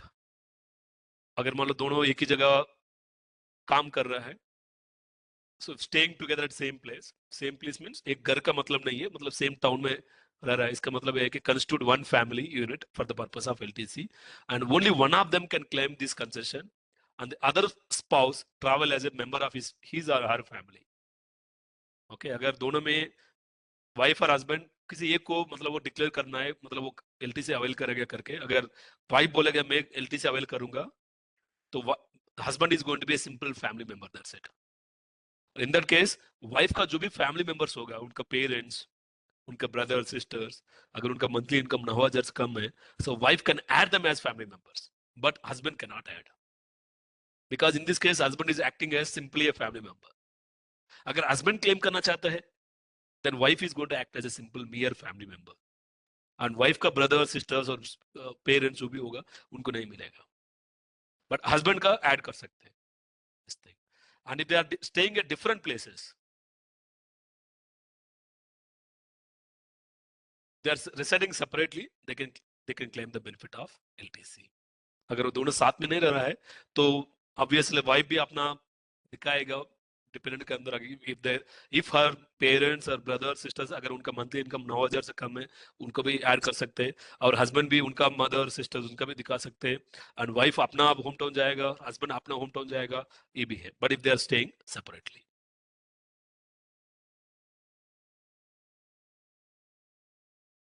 ये वाला इंपॉर्टेंट है, ओन व्हीकल और hired vehicle. In case there is no public transport available in a particular stretch of journey, the government servant may be reimbursed as per his entitlement for the journey and transfer for a maximum limit of 200 kilometers, 100 kilometers onward, 100 kilometers return, covered by the private or personal transport based on the self-certification from the government servant. Beyond this, the expenditure shall be borne by the government servant. तो मेरा कहने का मतलब ये है कि ऐसा कुछ जगह होता है जगह पब्लिक ट्रांसपोर्ट बिल्कुल नहीं होता है। इनफैक्ट बहुत सारे लोग ऐसा ये वाला प्रोविजन को यूज करते हैं। वो ऐसा प्लेस डिक्लेयर करता है जहां कोई पब्लिक ट्रांसपोर्ट नहीं होता है। मान लो नाथुला पास, जब गैंगटक जाते हो नाथुला पास डिक्लेयर करते हैं क्योंकि उधर पब्लिक ट्रांसपोर्ट नहीं होता, you have to go by taxi only. Okay, Gangtok तक आप जा सकते हो, गैंगटक से नाथुला पास तक you have to go by taxi only. So where public transport is not available, up to 100 kilometre आपको रिइंबर्समेंट मिलेगा। कितना सब 100 किलोमीटर मतलब कितना, you are going to get as per the rates, RTO rates. जितना भी RTO rates होता है पर किलोमीटर उसी के हिसाब से मिलेगा। जहां आरटीओ रेट्स नहीं होता है वहां पर kilometre you are going to get 30 rupees. आजकल मोस्ट ऑफ द प्लेसेस में आरटीओ रेट्स नहीं होता है। जब आरटीओ रेट्स कहीं नहीं होता है, उधर कोई डिफरेंट आरटीओ रेट्स नहीं होता है, you can consider 30 rupees per every kilometre. That mean 100 kilometre means 3000। Return journey का भी 100 किलोमीटर, उसका भी 3000। सो आपको कोई पर्ची कोई रिसिप्ट देने की जरूरत नहीं है, एक सेल्फ अंडरटेकिंग काफी है। It has been clearly mention in the order. अब मेंशन करना है कि मैं अब चाहे तो खुद का गाड़ी से भी जा सकते हो, कोई दोस्त का बाइक जो भी है जा सकते हो, उसका भी आपको इसी के हिसाब से मिलेगा। Okay, and and one more thing, ये जो भी है ये आपके लिए नहीं, इवन आपके फैमिली मेंबर्स को भी मिलेगा। मान लो आपके फैमिली मेंबर 1 मंथ के बाद दोबारा गया, आपने अभी गया 1 मंथ के बाद या 1 हफ्ते के बाद या 2 दिन के बाद आपको फैमिली गया, उनको भी मिलेगा। अगर 4 फैमिली मेंबर से 4 फैमिली मेंबर्स अलग अलग टाइम में गया तो उनको भी हर बार 100-200 किलोमीटर का उनको रिइंबर्समेंट मिलेगा। ओके, ये तभी मिलेगा where there is no public transport available. इसको लोग बहुत सारे ये कर लेते हैं, मान लो बहुत सारे लोगों का घर क्या होता है, बहुत विलेजेस में होता है, तो आप जब रिजर्वेशन साइट में जाओगे, कोई भी गवर्नमेंट रिजर्वेशन साइट में, हर एक स्टेट में तो स्टेट का होगा पब्लिक ट्रांसपोर्ट, उसमें जाओगे गवर्नमेंट बसेस में, तो कुछ कुछ जगह वो दिखाई देगा, वो दिखाई देगा नो ट्रांसपोर्ट इज अवेलेबल करके दिखाएगा, नो बसेस अवेलेबल करके दिखाएगा। उसको स्क्रीनशॉट ले लीजिए, आप बिल में लगा दीजिए। This is going to act as a proof that there is no public transport available. Okay, in cases where members of the family avail LTC separately, they shall also be eligible for reimbursement of taxi fare or private transport separately. Okay, इसका reference OM ये है, ये OMs में सारा share करूंगा। These are the typical cases. Can the government servant who is a hometown LTC and headquarters place of posting are same allowed for conversion of hometown LTC to visit Northeast Andaman JNK Ladakh? जिसका hometown और place of posting same है, उनको कोई hometown LTC मिलेगा नहीं है। जब उनको LTC मिलेगा नहीं है, there is no question of conversion।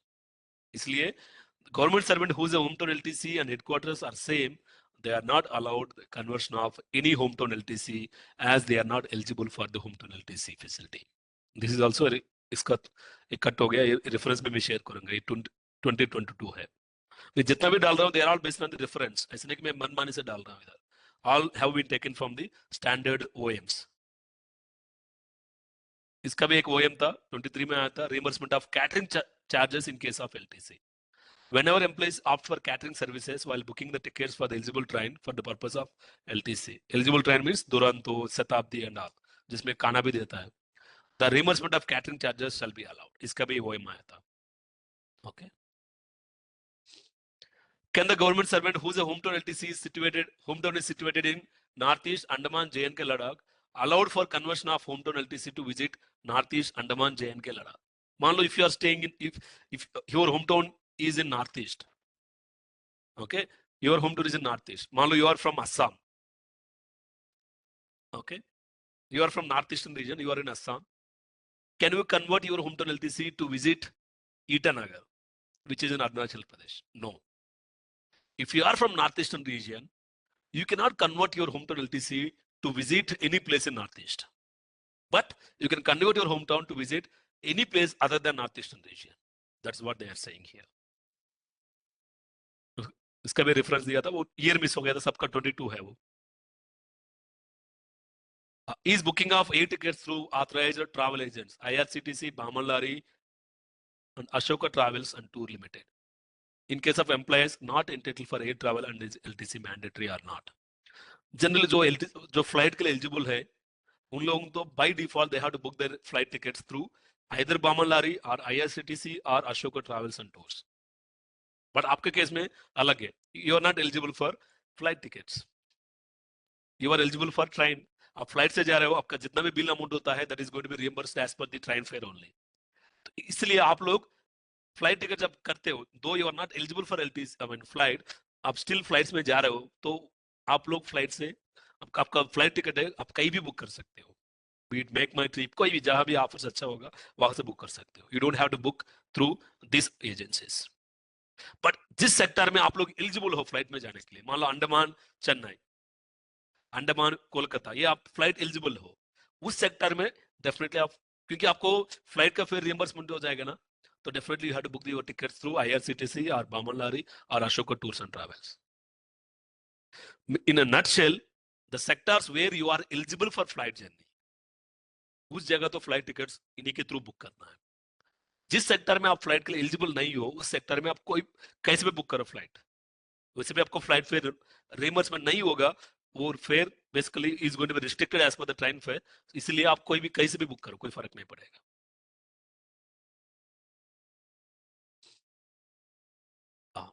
If the hometown of an employee is connected by train but is not directly connected by Rajdhani Shatabdi Express, in such a case, can the employee be entitled to travel partly by Rajdhani Shatabdi Express, partly by other trains? Obviously, if the journey is actually performed by Rajdhani Shatabdi trains up to en route railway station by direct shortest route, and thereafter the journey is completed in train other than Rajdhani Shatabdi trains, fare for both the types of trains by the entitled class would be admissible for the respective portion of the journey. ये generally होता भी है, राजधानी शताब्दी आपका home town में रुकेगा नहीं है, तो what you have to do, आपका स्टेशन के पहले जो भी स्टेशन होगा जहां राजधानी शताब्दी रुकेगा वहां तक आप उस ट्रैवल कर सकते हो, उसके बाद नॉर्मल ट्रेन में ट्रैवल कर सकते हो, दोनों मिलेगा आपको reimburse. If the originating and terminating points falls on the routes of Rajdhani Shatabdi Express trains, but these trains don't halt at these stations, can an employee travel by Rajdhani Shatabdi Express and claim the reimbursement? इनका कहना है कि आपका जो घर है, जहां से आप जा रहे हो और जहां आप जा रहे हो, वो दोनों स्टेशंस राजधानी और शताब्दी का रूट में है। जिस रूट से राजधानी शताब्दी जाएगा, उसी रूट में आपका ऑरिजिनेटिंग प्लेस और डेस्टिनेशन प्लेस दोनों है। उस केस में कैसे होगा? इस केस में रियम्बर्समेंट ये होगा, the employee can travel by Rajdhani Shatabdi express up to the nearest en route station and which should not be beyond the destination, that is home town और declared place of visit. Okay, nearest en route station not beyond the destination, ये point याद रखना होगा। If the two stations are connected by direct trains, but the route transversed by the such trains is not the shortest, दोनों मैंने बताया था example, Pune Goa direct train है पुणे से सीधा गोवा तक, बट ये जो ट्रेन रूट है ना वो शॉर्टेस्ट नहीं है, पूरा घूम के जाएगा। Can the fare applicable for travel by the direct longer route can be reimbursed in the full और नॉट? यस, क्योंकि इसमें आपका कोई गलती नहीं है, ट्रेन रूट ही ऐसा है कि पूरा घूम के जाएगा, आप क्या करोगे इसके लिए, आपको कोई गलती नहीं है इसमें, so that's why you are going to get full reimbursement. LTC advance है ये, 90% ऑफ द एस्टिमेटेड फेयर आपको एयर फेयर मिलेगा आपको, if you are travelling on not only air fare, even in the train fare also, मैंने air fare लिखा हूं उसमें। अगर आपने एडवांस लेते हो, एडवांस लेने के बाद 10 दिन के अंदर पीएनआर नंबर, टिकट नंबर वगैरह गवर्नमेंट की इन्फॉर्म करना होता है, ये वेरी इंपॉर्टेंट रूल है। GS means here government servant.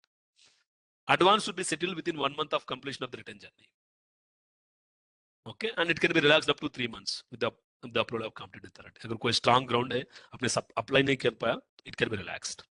So in our case, it can be relaxed with the approval of HOD for the CW. HOD in the sense chairman CWC.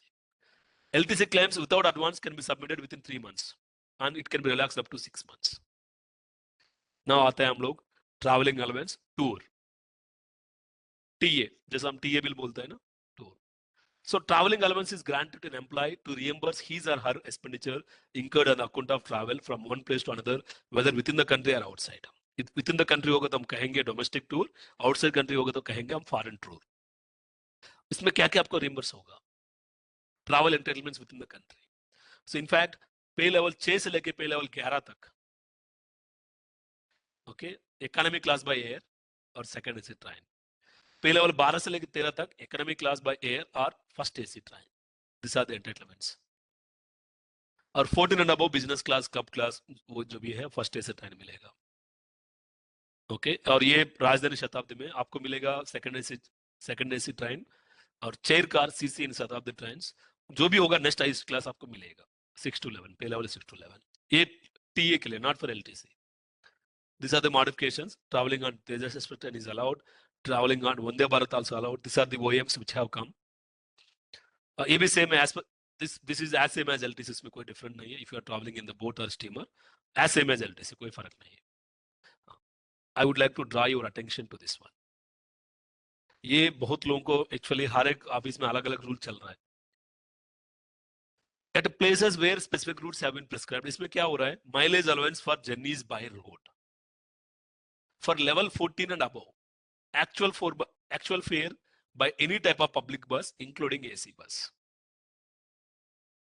Okay बस होगा तो include जितना भी fare होगा वो मिलेगा level 14 and above अगर if it is a taxi at prescribed rates of AC taxi what is the meaning of prescribed rates of AC taxi ये जो पैरा है मैंने टाइप नहीं किया it has been as it is taken from the department of expenditure order का जो ओएम आया था ना 2016 में उसी से मैंने पकड़ा हूं at prescribed rates of AC taxi मतलब prescribed rates means as per the RTO rates जैसे नहीं कि आपने ओला में गया उसको पूरा मिलेगा नहीं ये रूल किसके लिए है level 14 and above level 14 means in CWC it is chief engineer and above of course कुछ डायरेक्टर्स भी लेवल 14 आ जाता है चीफ इंजीनियर बनने के पहले वो अलग चीज है इवन सेक्रेटरी हो चेयरमैन हो मेंबर हो जो भी हो उनका भी ये रूल है ये एकदम आर्ड रूल है लिखा है कि as per the prescribed rates of अगर मेरे पास बिल आया चेयरमैन का भी I will definitely go by this rule only क्योंकि ये तो रूल है सबको फॉलो ही करना है I can not simply reimburse whatever is there in the Ola receipt or Uber receipt I have to restrict that amount as per the RTO rates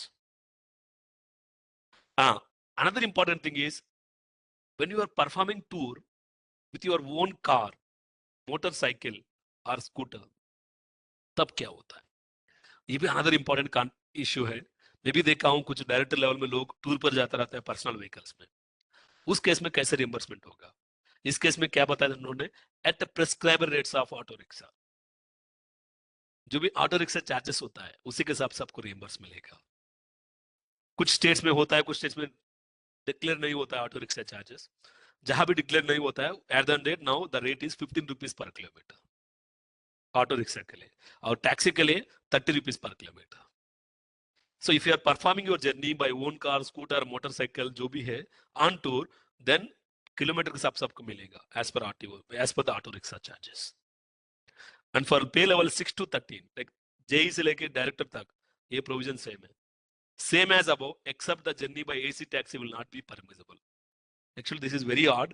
You can see, even for the directors also, journey by AC taxi is not allowed.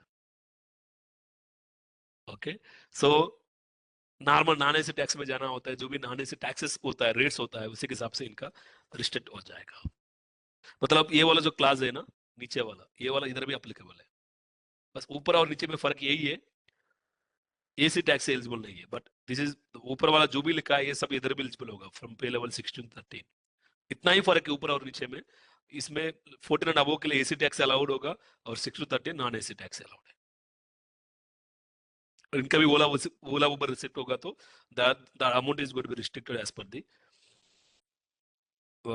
RTO rates. Now here one more issue. I am very sure that most of you might get confused with local journey and outstation journey.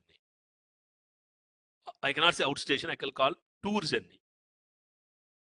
Local journey मतलब there are two journeys here. मान लो कभी-कभी क्या करते हो आप airport से hotel जाते हो अपने दिल्ली गए टूर पे एयरपोर्ट से होटल जाते हो that is not local journey though you are performing your journey in the Delhi itself that is not local journey that is a part of the tour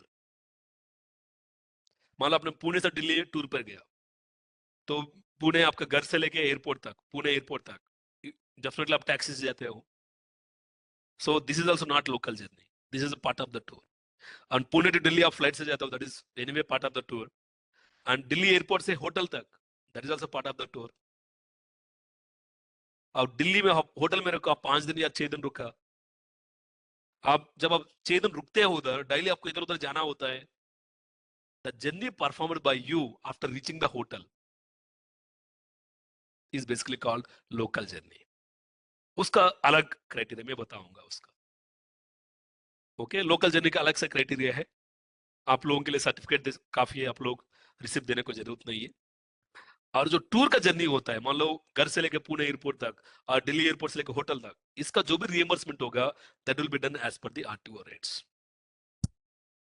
आप लोग सुना होगा जो दिल्ली एयरपोर्ट में जो एलए टैक्सी मिलता है, ओके, एनसीटी ऑफ गवर्नमेंट का मिलता है, अगर उसमें जाओगे तो आपको फुल मिलेगा रिएम्बर्समेंट। अगर ओला उबर से जाओगे तो फुल नहीं मिलेगा, क्योंकि उनका बहुत ज्यादा प्राइस होता है, that is more then actual RTO rates.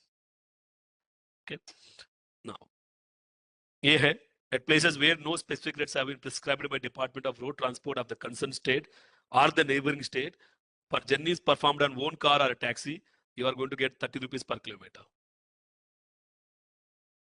And for journeys performed by auto rickshaw or own scooter, 15 rupees per kilometer. Okay. These are the daily allowance on tour. अगर मैंने इसी का हाईलाइट किया क्योंकि ये आपसे परटेन करता है। So hotel accommodation 1000 rupees per day, reimbursed without voucher, कोई रिसिप्ट देने की जरूरत नहीं है, just have to give the undertaking, एक सर्टिफिकेट देना होता है। अगर आपको जीएसटी वोचर चाहिए, अगर इफ यू आर, अगर आपको you want to you know you want to claim with voucher means receipt, तो 1250 plus GST, so GST means 12% GST होगा। 1250 प्लस जीएसटी मींस लगभग 1250 तो 1400 तक आपको मिलेगा with GST, with voucher. Without voucher आपको 1000 रुपीज पर डे मिलेगा। इसके लिए आपको कोई वोचर देने की जरूरत नहीं है, based on the self certification. So this is basically 281.25 rupees for day travel within the city. This is also self certification काफी है। मैंने जैसे बताया था ना, लोकल ट्रैवल, आप होटल पहुंचने के बाद आप दिल्ली में 5 दिन रुका, 5 दिन में जहीं भी आप आना जाना है उसके लिए ये है 281 रुपीज। ये ज्यादा अमाउंट नहीं है। इवन पे level 9 to 11 also it is only 422.5, and pay level 12 and 13 is only 50 kilometre per day. And for 14 and above इनका एज पर एक्चुअल होगा, जितना भी वो घूमेगा उसका जितना भी पेयर होगा वो फुल रिएम्बर्स होगा फॉर 14 अबव लोकल के लिए। तो लोकल जर्नी के लिए कोई लिमिट ही नहीं है, फिर पे लेवल 14 एंड अबव। अगर उनका डेली 10,000 हो रहा है टैक्सी का चार्ज, वो 10,000 मिलेगा, provided he has to certificate, he has to provide receipt voucher.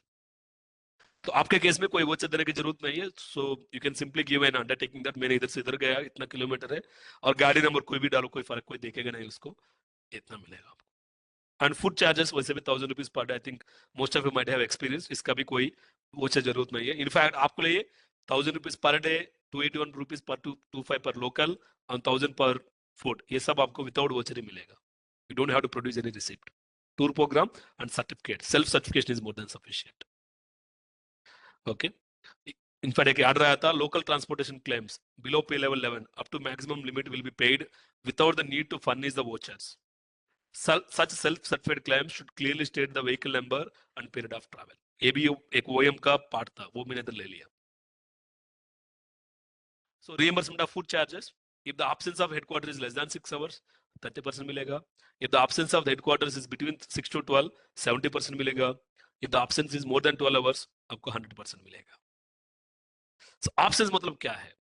मान लो मैं दिल्ली जाना है, मान लो मेरा फ्लाइट अभी 7:30 बजे है, 7:30 PM। मैं इधर से ऑफिस से निकला हूं 5:30 बजे। सब लोग क्या करते हैं, लेंथ ऑफ एब्सेंस मतलब 5:30 बजे से काउंट कर लेता है। नहीं, length of absence should be counted from the departure of flight और ट्रेन। अगर फ्लाइट आपका 7:30 बजे निकल रही है, उधर से आपको शुरू होता है। अगर आपका ट्रेन 7:30 बजे निकल रहा है, उधर से काउंट होगा। तो आज के लिए लेंथ ऑफ ऑप्शन कितना होगा, from 7:30 PM to 12 PM, almost 4.5 hours। 4.5 hours means कितना होगा, it's less than 6 hours, so it is going to be 30% of the lump sum amount। तो आपके लिए 1000 रुपीज मिलेगा पूरा दिन का। सो इन दिस केस आपको आज के लिए कितना मिलेगा, मतलब आज आप टूर पर जा रहे हो, आपका फ्लाइट है 7:30 बजे, और कल और परसों आप दिल्ली में रुका, और यार कल दिल्ली में रुका, परसों आप वापस आया, तो कल के लिए पूरा दिन आप पुणे में नहीं हो, दिल्ली में था। Let's say you are working in Pune, आप दिल्ली में रह रहे हो कल, तो कल पूरा 24 hours is length of absent होगा। तो if it is absence is more then 12 hours, आपको 100% मिलेगा। एंड जब वापस ही आओगे, let's say your flight is landing at Pune at 11:50 AM landing time, 11:50 AM। So 11:50 मतलब 10 मिनट पहले हो रहा है, तो आप इधर नहीं आओगे, आप आओगे इस पीरियड में। उस दिन का आपका फ्लाइट 11:50 AM में लैंड हो रहा है, तो आपका बनेगा उस दिन का, क्योंकि आप हेडक्वार्टर, आपका वापस हेडक्वार्टर में आ गए आपने, तो उस दिन के लिए पीरियड ऑफ एब्सेंस होगा सुबह 00 मतलब सुबह 12 बजे से लेके 11:50 AM तक आपका लेंथ ऑफ एब्सेंस होगा, which is less than 12 hours. Less than 10 hours मतलब 70%। ओके, इसलिए लोग, अगर आपका फ्लाइट लैंड हो गया एग्जैक्टली 12:10 PM, 12 बजकर 10 मिनट में लैंड हो गया, तो आपका मोर देन 12 आवर्स में चला जाओगे। मोर देन 12 आवर्स मतलब आपको 100% डीए मिलेगा। ओके, हाँ, this is very important in cases where boarding and lodging is provided with free of cost. Is very very clear rule, ये भी बहुत लोगों को नहीं पता है।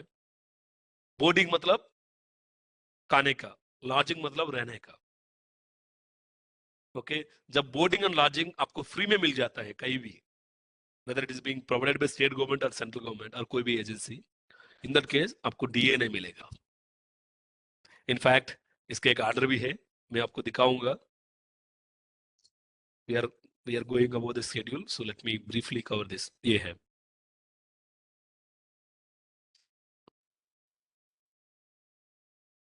ये है the matter regarding admissibility of DA in case of free boarding and lodging has been considered. Consider means not approval. Consider means the matter has been discussed or examined. Daily allowance is given to the government employees as a reimbursement of the expenditure incurred by him or on tour for his stay, food and travel at the station. In case of free boarding and lodging, government employee, if you're incurring any expenditure on local travel, can claim as per para number 2E of so and so OM. ये जो 2017 OM है ना, मैं अभी तक जितना भी बताया था, they're all based on this OM only.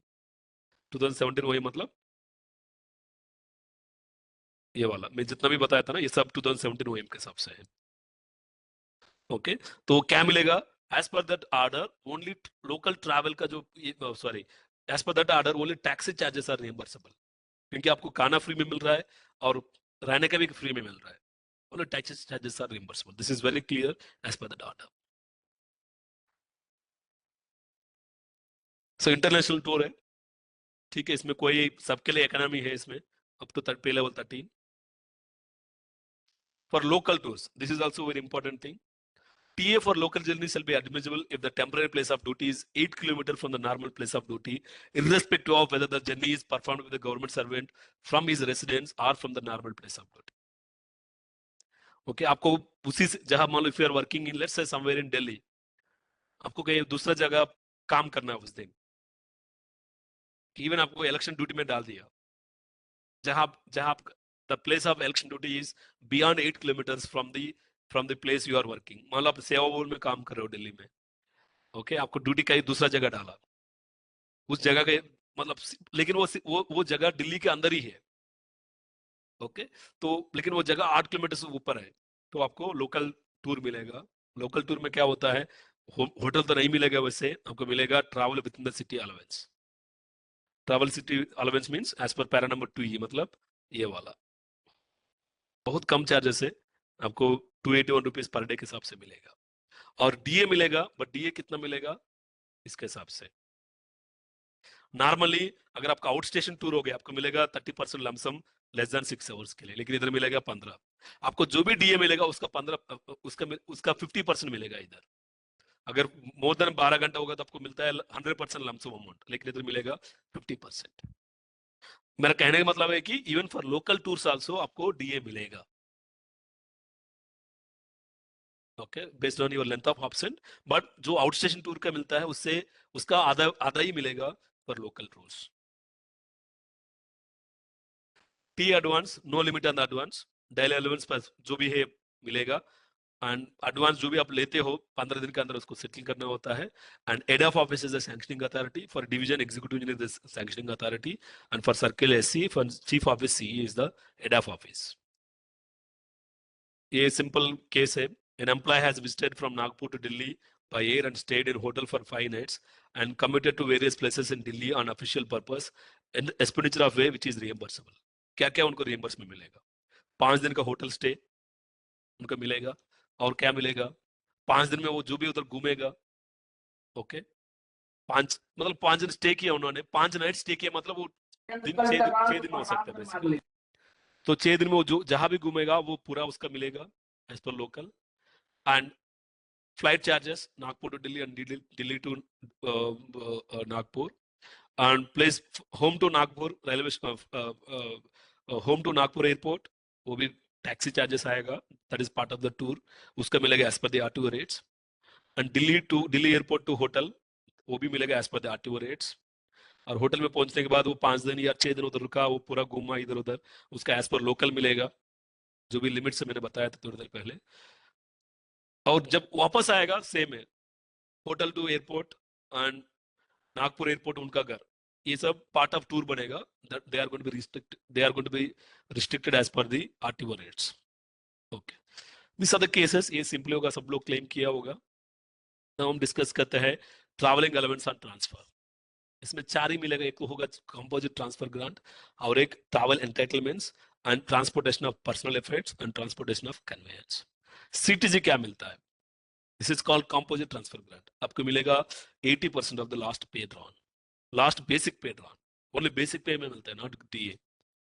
अगर आपका ट्रांसफर हो गया अंडमान निकोबार और लक्षद्वीप में, तब आपको मिलेगा 100% मिलेगा सीटीजी, मतलब 100% ऑफ बेसिक पे मिलेगा। इसके लिए कोई रिसिप्ट देने की जरूरत नहीं है, this is going to be given directly, कोई पर्ची कुछ जरूरत नहीं है, आप सीधा क्लेम कर सकते हो। Travel entitlements as same as on tour. अब कितना बार मिलेगा? 1 fare for family members and 3 fares for government servant. मान लो आपने, you are working in Kolkata, आपका ट्रांसफर हो गया दिल्ली में, तो first you can go to Kolkata to Delhi. अब दिल्ली में जाके ज्वाइन किया और रूम घर वगैरह देखा, रूम सेट, घर सेट हो गया, उसके बाद उधर से आप वापस आया Delhi to Kolkata by flight, वो भी मिलेगा आपको रिएम्बर्समेंट। एंड फैमिली को आप दोबारा साथ में लेके जाओगे, तो आपको एक बार जाके आना होगा और फैमिली को लेके जाना होगा, तो आपको आपको 3 फेयर्स मिलेगा, एंड फैमिली के लिए एक ही बार मिलेगा, फैमिली मेंबर्स के लिए। एंड पर्सनल एफेक्ट्स ये है, पर केजी 62.5, सॉरी पर किलोमीटर 62.5 के हिसाब से मिलेगा। पहले 50 रुपए था, अभी बढ़ गया। ओके, इसका जनरली ये भी जो भी वो टूर्स एंड ट्रैवल्स का जो होता है ना, वो मूवर्स एंड पैकर्स का, तो घर का सामान जो भी रवाना करने के लिए जो भी चार्जेस होगा, that is going to be given as per 62 rupees per kilometre. इसमें और एक भी है, कन्वेयंस। कन्वेयंस मतलब आपका गाड़ी होगा, बाइक होगा या स्कूटर होगा, मोटर कार होगा। So for pay level 6 and above सबके लिए सेम ही है। For JE and above you can transport a bike or scooter or car. इसमें आर लिखा है, अगर आपके पास बाइक स्कूटर, आपके पास बाइक एंड कार दोनों है, तो दोनों का नहीं मिलेगा। आपको कार को चाहे तो बेच सकते हो, बाइक को कहाँ डाल सकते हो? घर का सामान के अंदर डाल सकते हो जाएगा। तो दोनों का अलग अलग क्लेम नहीं हो सकता, बाइक और मोटर कार का। जनरली लोग क्या करता है, बाइक को सामान के अंदर चला जाएगा, सामान के साथ चला जाएगा, उसका अलग से चार्जेस होगा, नहीं होगा। बट कार के लिए, कार को आप अलग से बेच सकते हो, उसका भी मिलेगा रिएम्बर्समेंट। और उसका कितना मिलेगा? एज पर दी ट्रेन। ट्रेन मतलब वो सिविल, ये वाला पैसेंजर ट्रेन नहीं है, जो गुड्स ट्रेन होता है ना, उसका एक एक एक डिब्बा का जितना भी कच्चा होता है, उसका मिलेगा। उसका वेबसाइट में मिल जाएगा रेलवेज में, और लेटर भेज के उससे रेट मांग सकते हो। मान लो कोलकाता टू दिल्ली कितना होता है, वो आपको जवाब दे देगा। जनरली वो फेयर बहुत ज्यादा ही होता है, तो आपको जो जो भी मूवर्स एंड पैकर्स का जो आता है ना रेट, वो रेट कम ही होता है।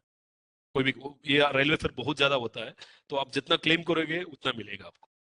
ओके, लेकिन इसके लिए पर्ची लगाना है। ये so this is all. I think we have overshooted by almost 45 minutes. Agar if you have any queries, you can ask.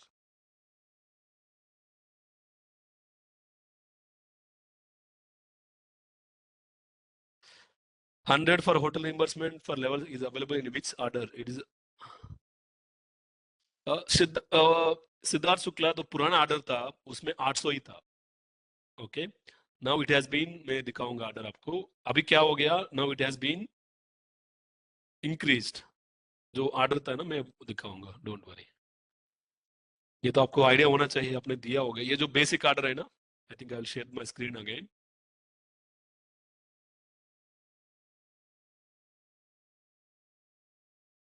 I think you could able to see my screen. ये है, ये आपका है बेसिकली 800 रुपीज पर डे। उन्होंने क्या किया, इधर लिखा है डीए चार्जेस का ही लिखा होगा। The lump sum amount will be increased by 20% whenever DA increased by 50%. ये स्टैंडिंग ऑर्डर है, पहले था यही था 800 ही था, और उसी के नीचे ये लिखा है जब भी डीए 25% क्रॉस होगा वो 50% इंक्रीज होगा। सॉरी व्हेनेवर डीए 50% क्रॉस होगा उनका डीए 25% बढ़ेगा। पहले 800 था, उसका 25% बढ़ना मतलब वो बन गया ये 1000। यही ऑर्डर है। दिस इज बेसिकली 2017 में जो ऑर्डर आया था, ये मैं जितना भी बताया था जो भी as per this order only. Okay, and this has to be followed in letter and spirit. मैं जितना भी बताया था सब इसी का हिस्सा था, ये सब इसी का था। अभी देखिए इसमें लिखा है होटल, पहले होटल इतना ही था, अभी बढ़ गया सब चीज का। लिखा है जब भी डीए 50% क्रॉस होगा होटल भी 50% 25% बढ़ा, और ट्रैवलिंग चार्जेस लोकल चार्जेस जो भी था ना वो भी 25% बढ़ा। ये है।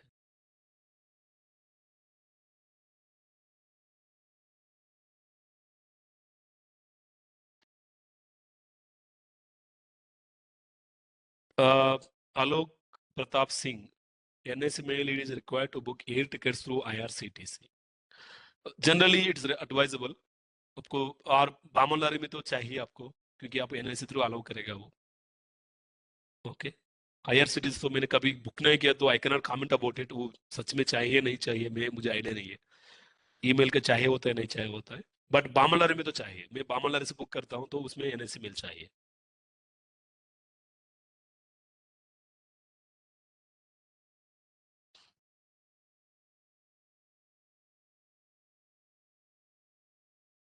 Okay then, if you don't have any doubts, we can conclude.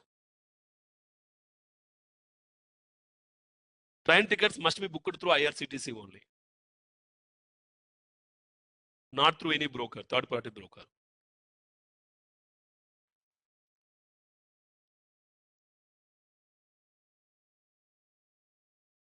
किसने पूछा था ये?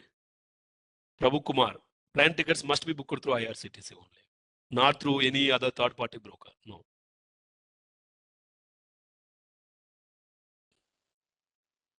क्योंकि कोई भी थर्ड पार्टी को बेनिफिट नहीं देना है।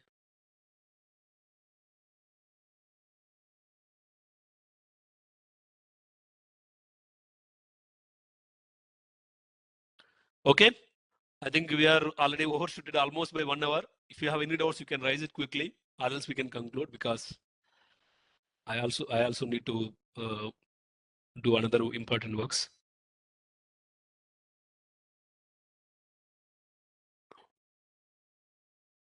अगर आपको और भी कुछ डाउट्स है पूछ सकते हो। अब वैसे भी नेक्स्ट वीक इधर आने वाले हो आप लोग, फिजिकली मिलेंगे, अगर जो भी क्वेरीज होगा तो we can have in person discussion also. Okay, then Saurabh ji, can we conclude now? Okay, sir. Thank you. Thank you so much, sir. I think it has been an extended session, almost equivalent to 2 sessions. Yeah. Thank you for sparing out time for taking this session. It was an important topic. At least, in a way, today's entire sessions were covering the topics related to establishment matters, administrative matters, the leave rules, conduct rules, and so I think these topics must be very interesting for the participant, and they must have gained important insights regarding these topics. So thank you so much, sir, for sharing your valuable experiences regarding these topics. Thank you. Thank you, Saurabh ji, and thank you all. We'll see you in the upcoming classes. Thank you. Thank you, sir. And for the participants, thank you for joining us for the second day. We will be meeting again tomorrow at 10 a.m. in the morning. So do join. Do join at least 5 minutes before 10 o'clock so that we can check all the connections and other issues.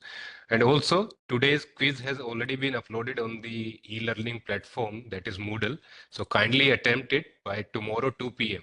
So similarly, as you have done for today, tomorrow also by 2 p.m. you have to submit the assessment quiz. Okay, so kindly do it. And also in the WhatsApp group, we have shared a Google form for capturing your arrival and your departure details from NWA Pune. So for the next 2 weeks, We want to capture the details that when are you planning to arrive at the NWA campus and when will you be departing from the campus. So I request all of you to kindly fill that Google form. It's available on the WhatsApp group. I have just shared on the WhatsApp group. So kindly check and fill the details accordingly. Okay, so thank you. Thank you. I will see you again tomorrow then.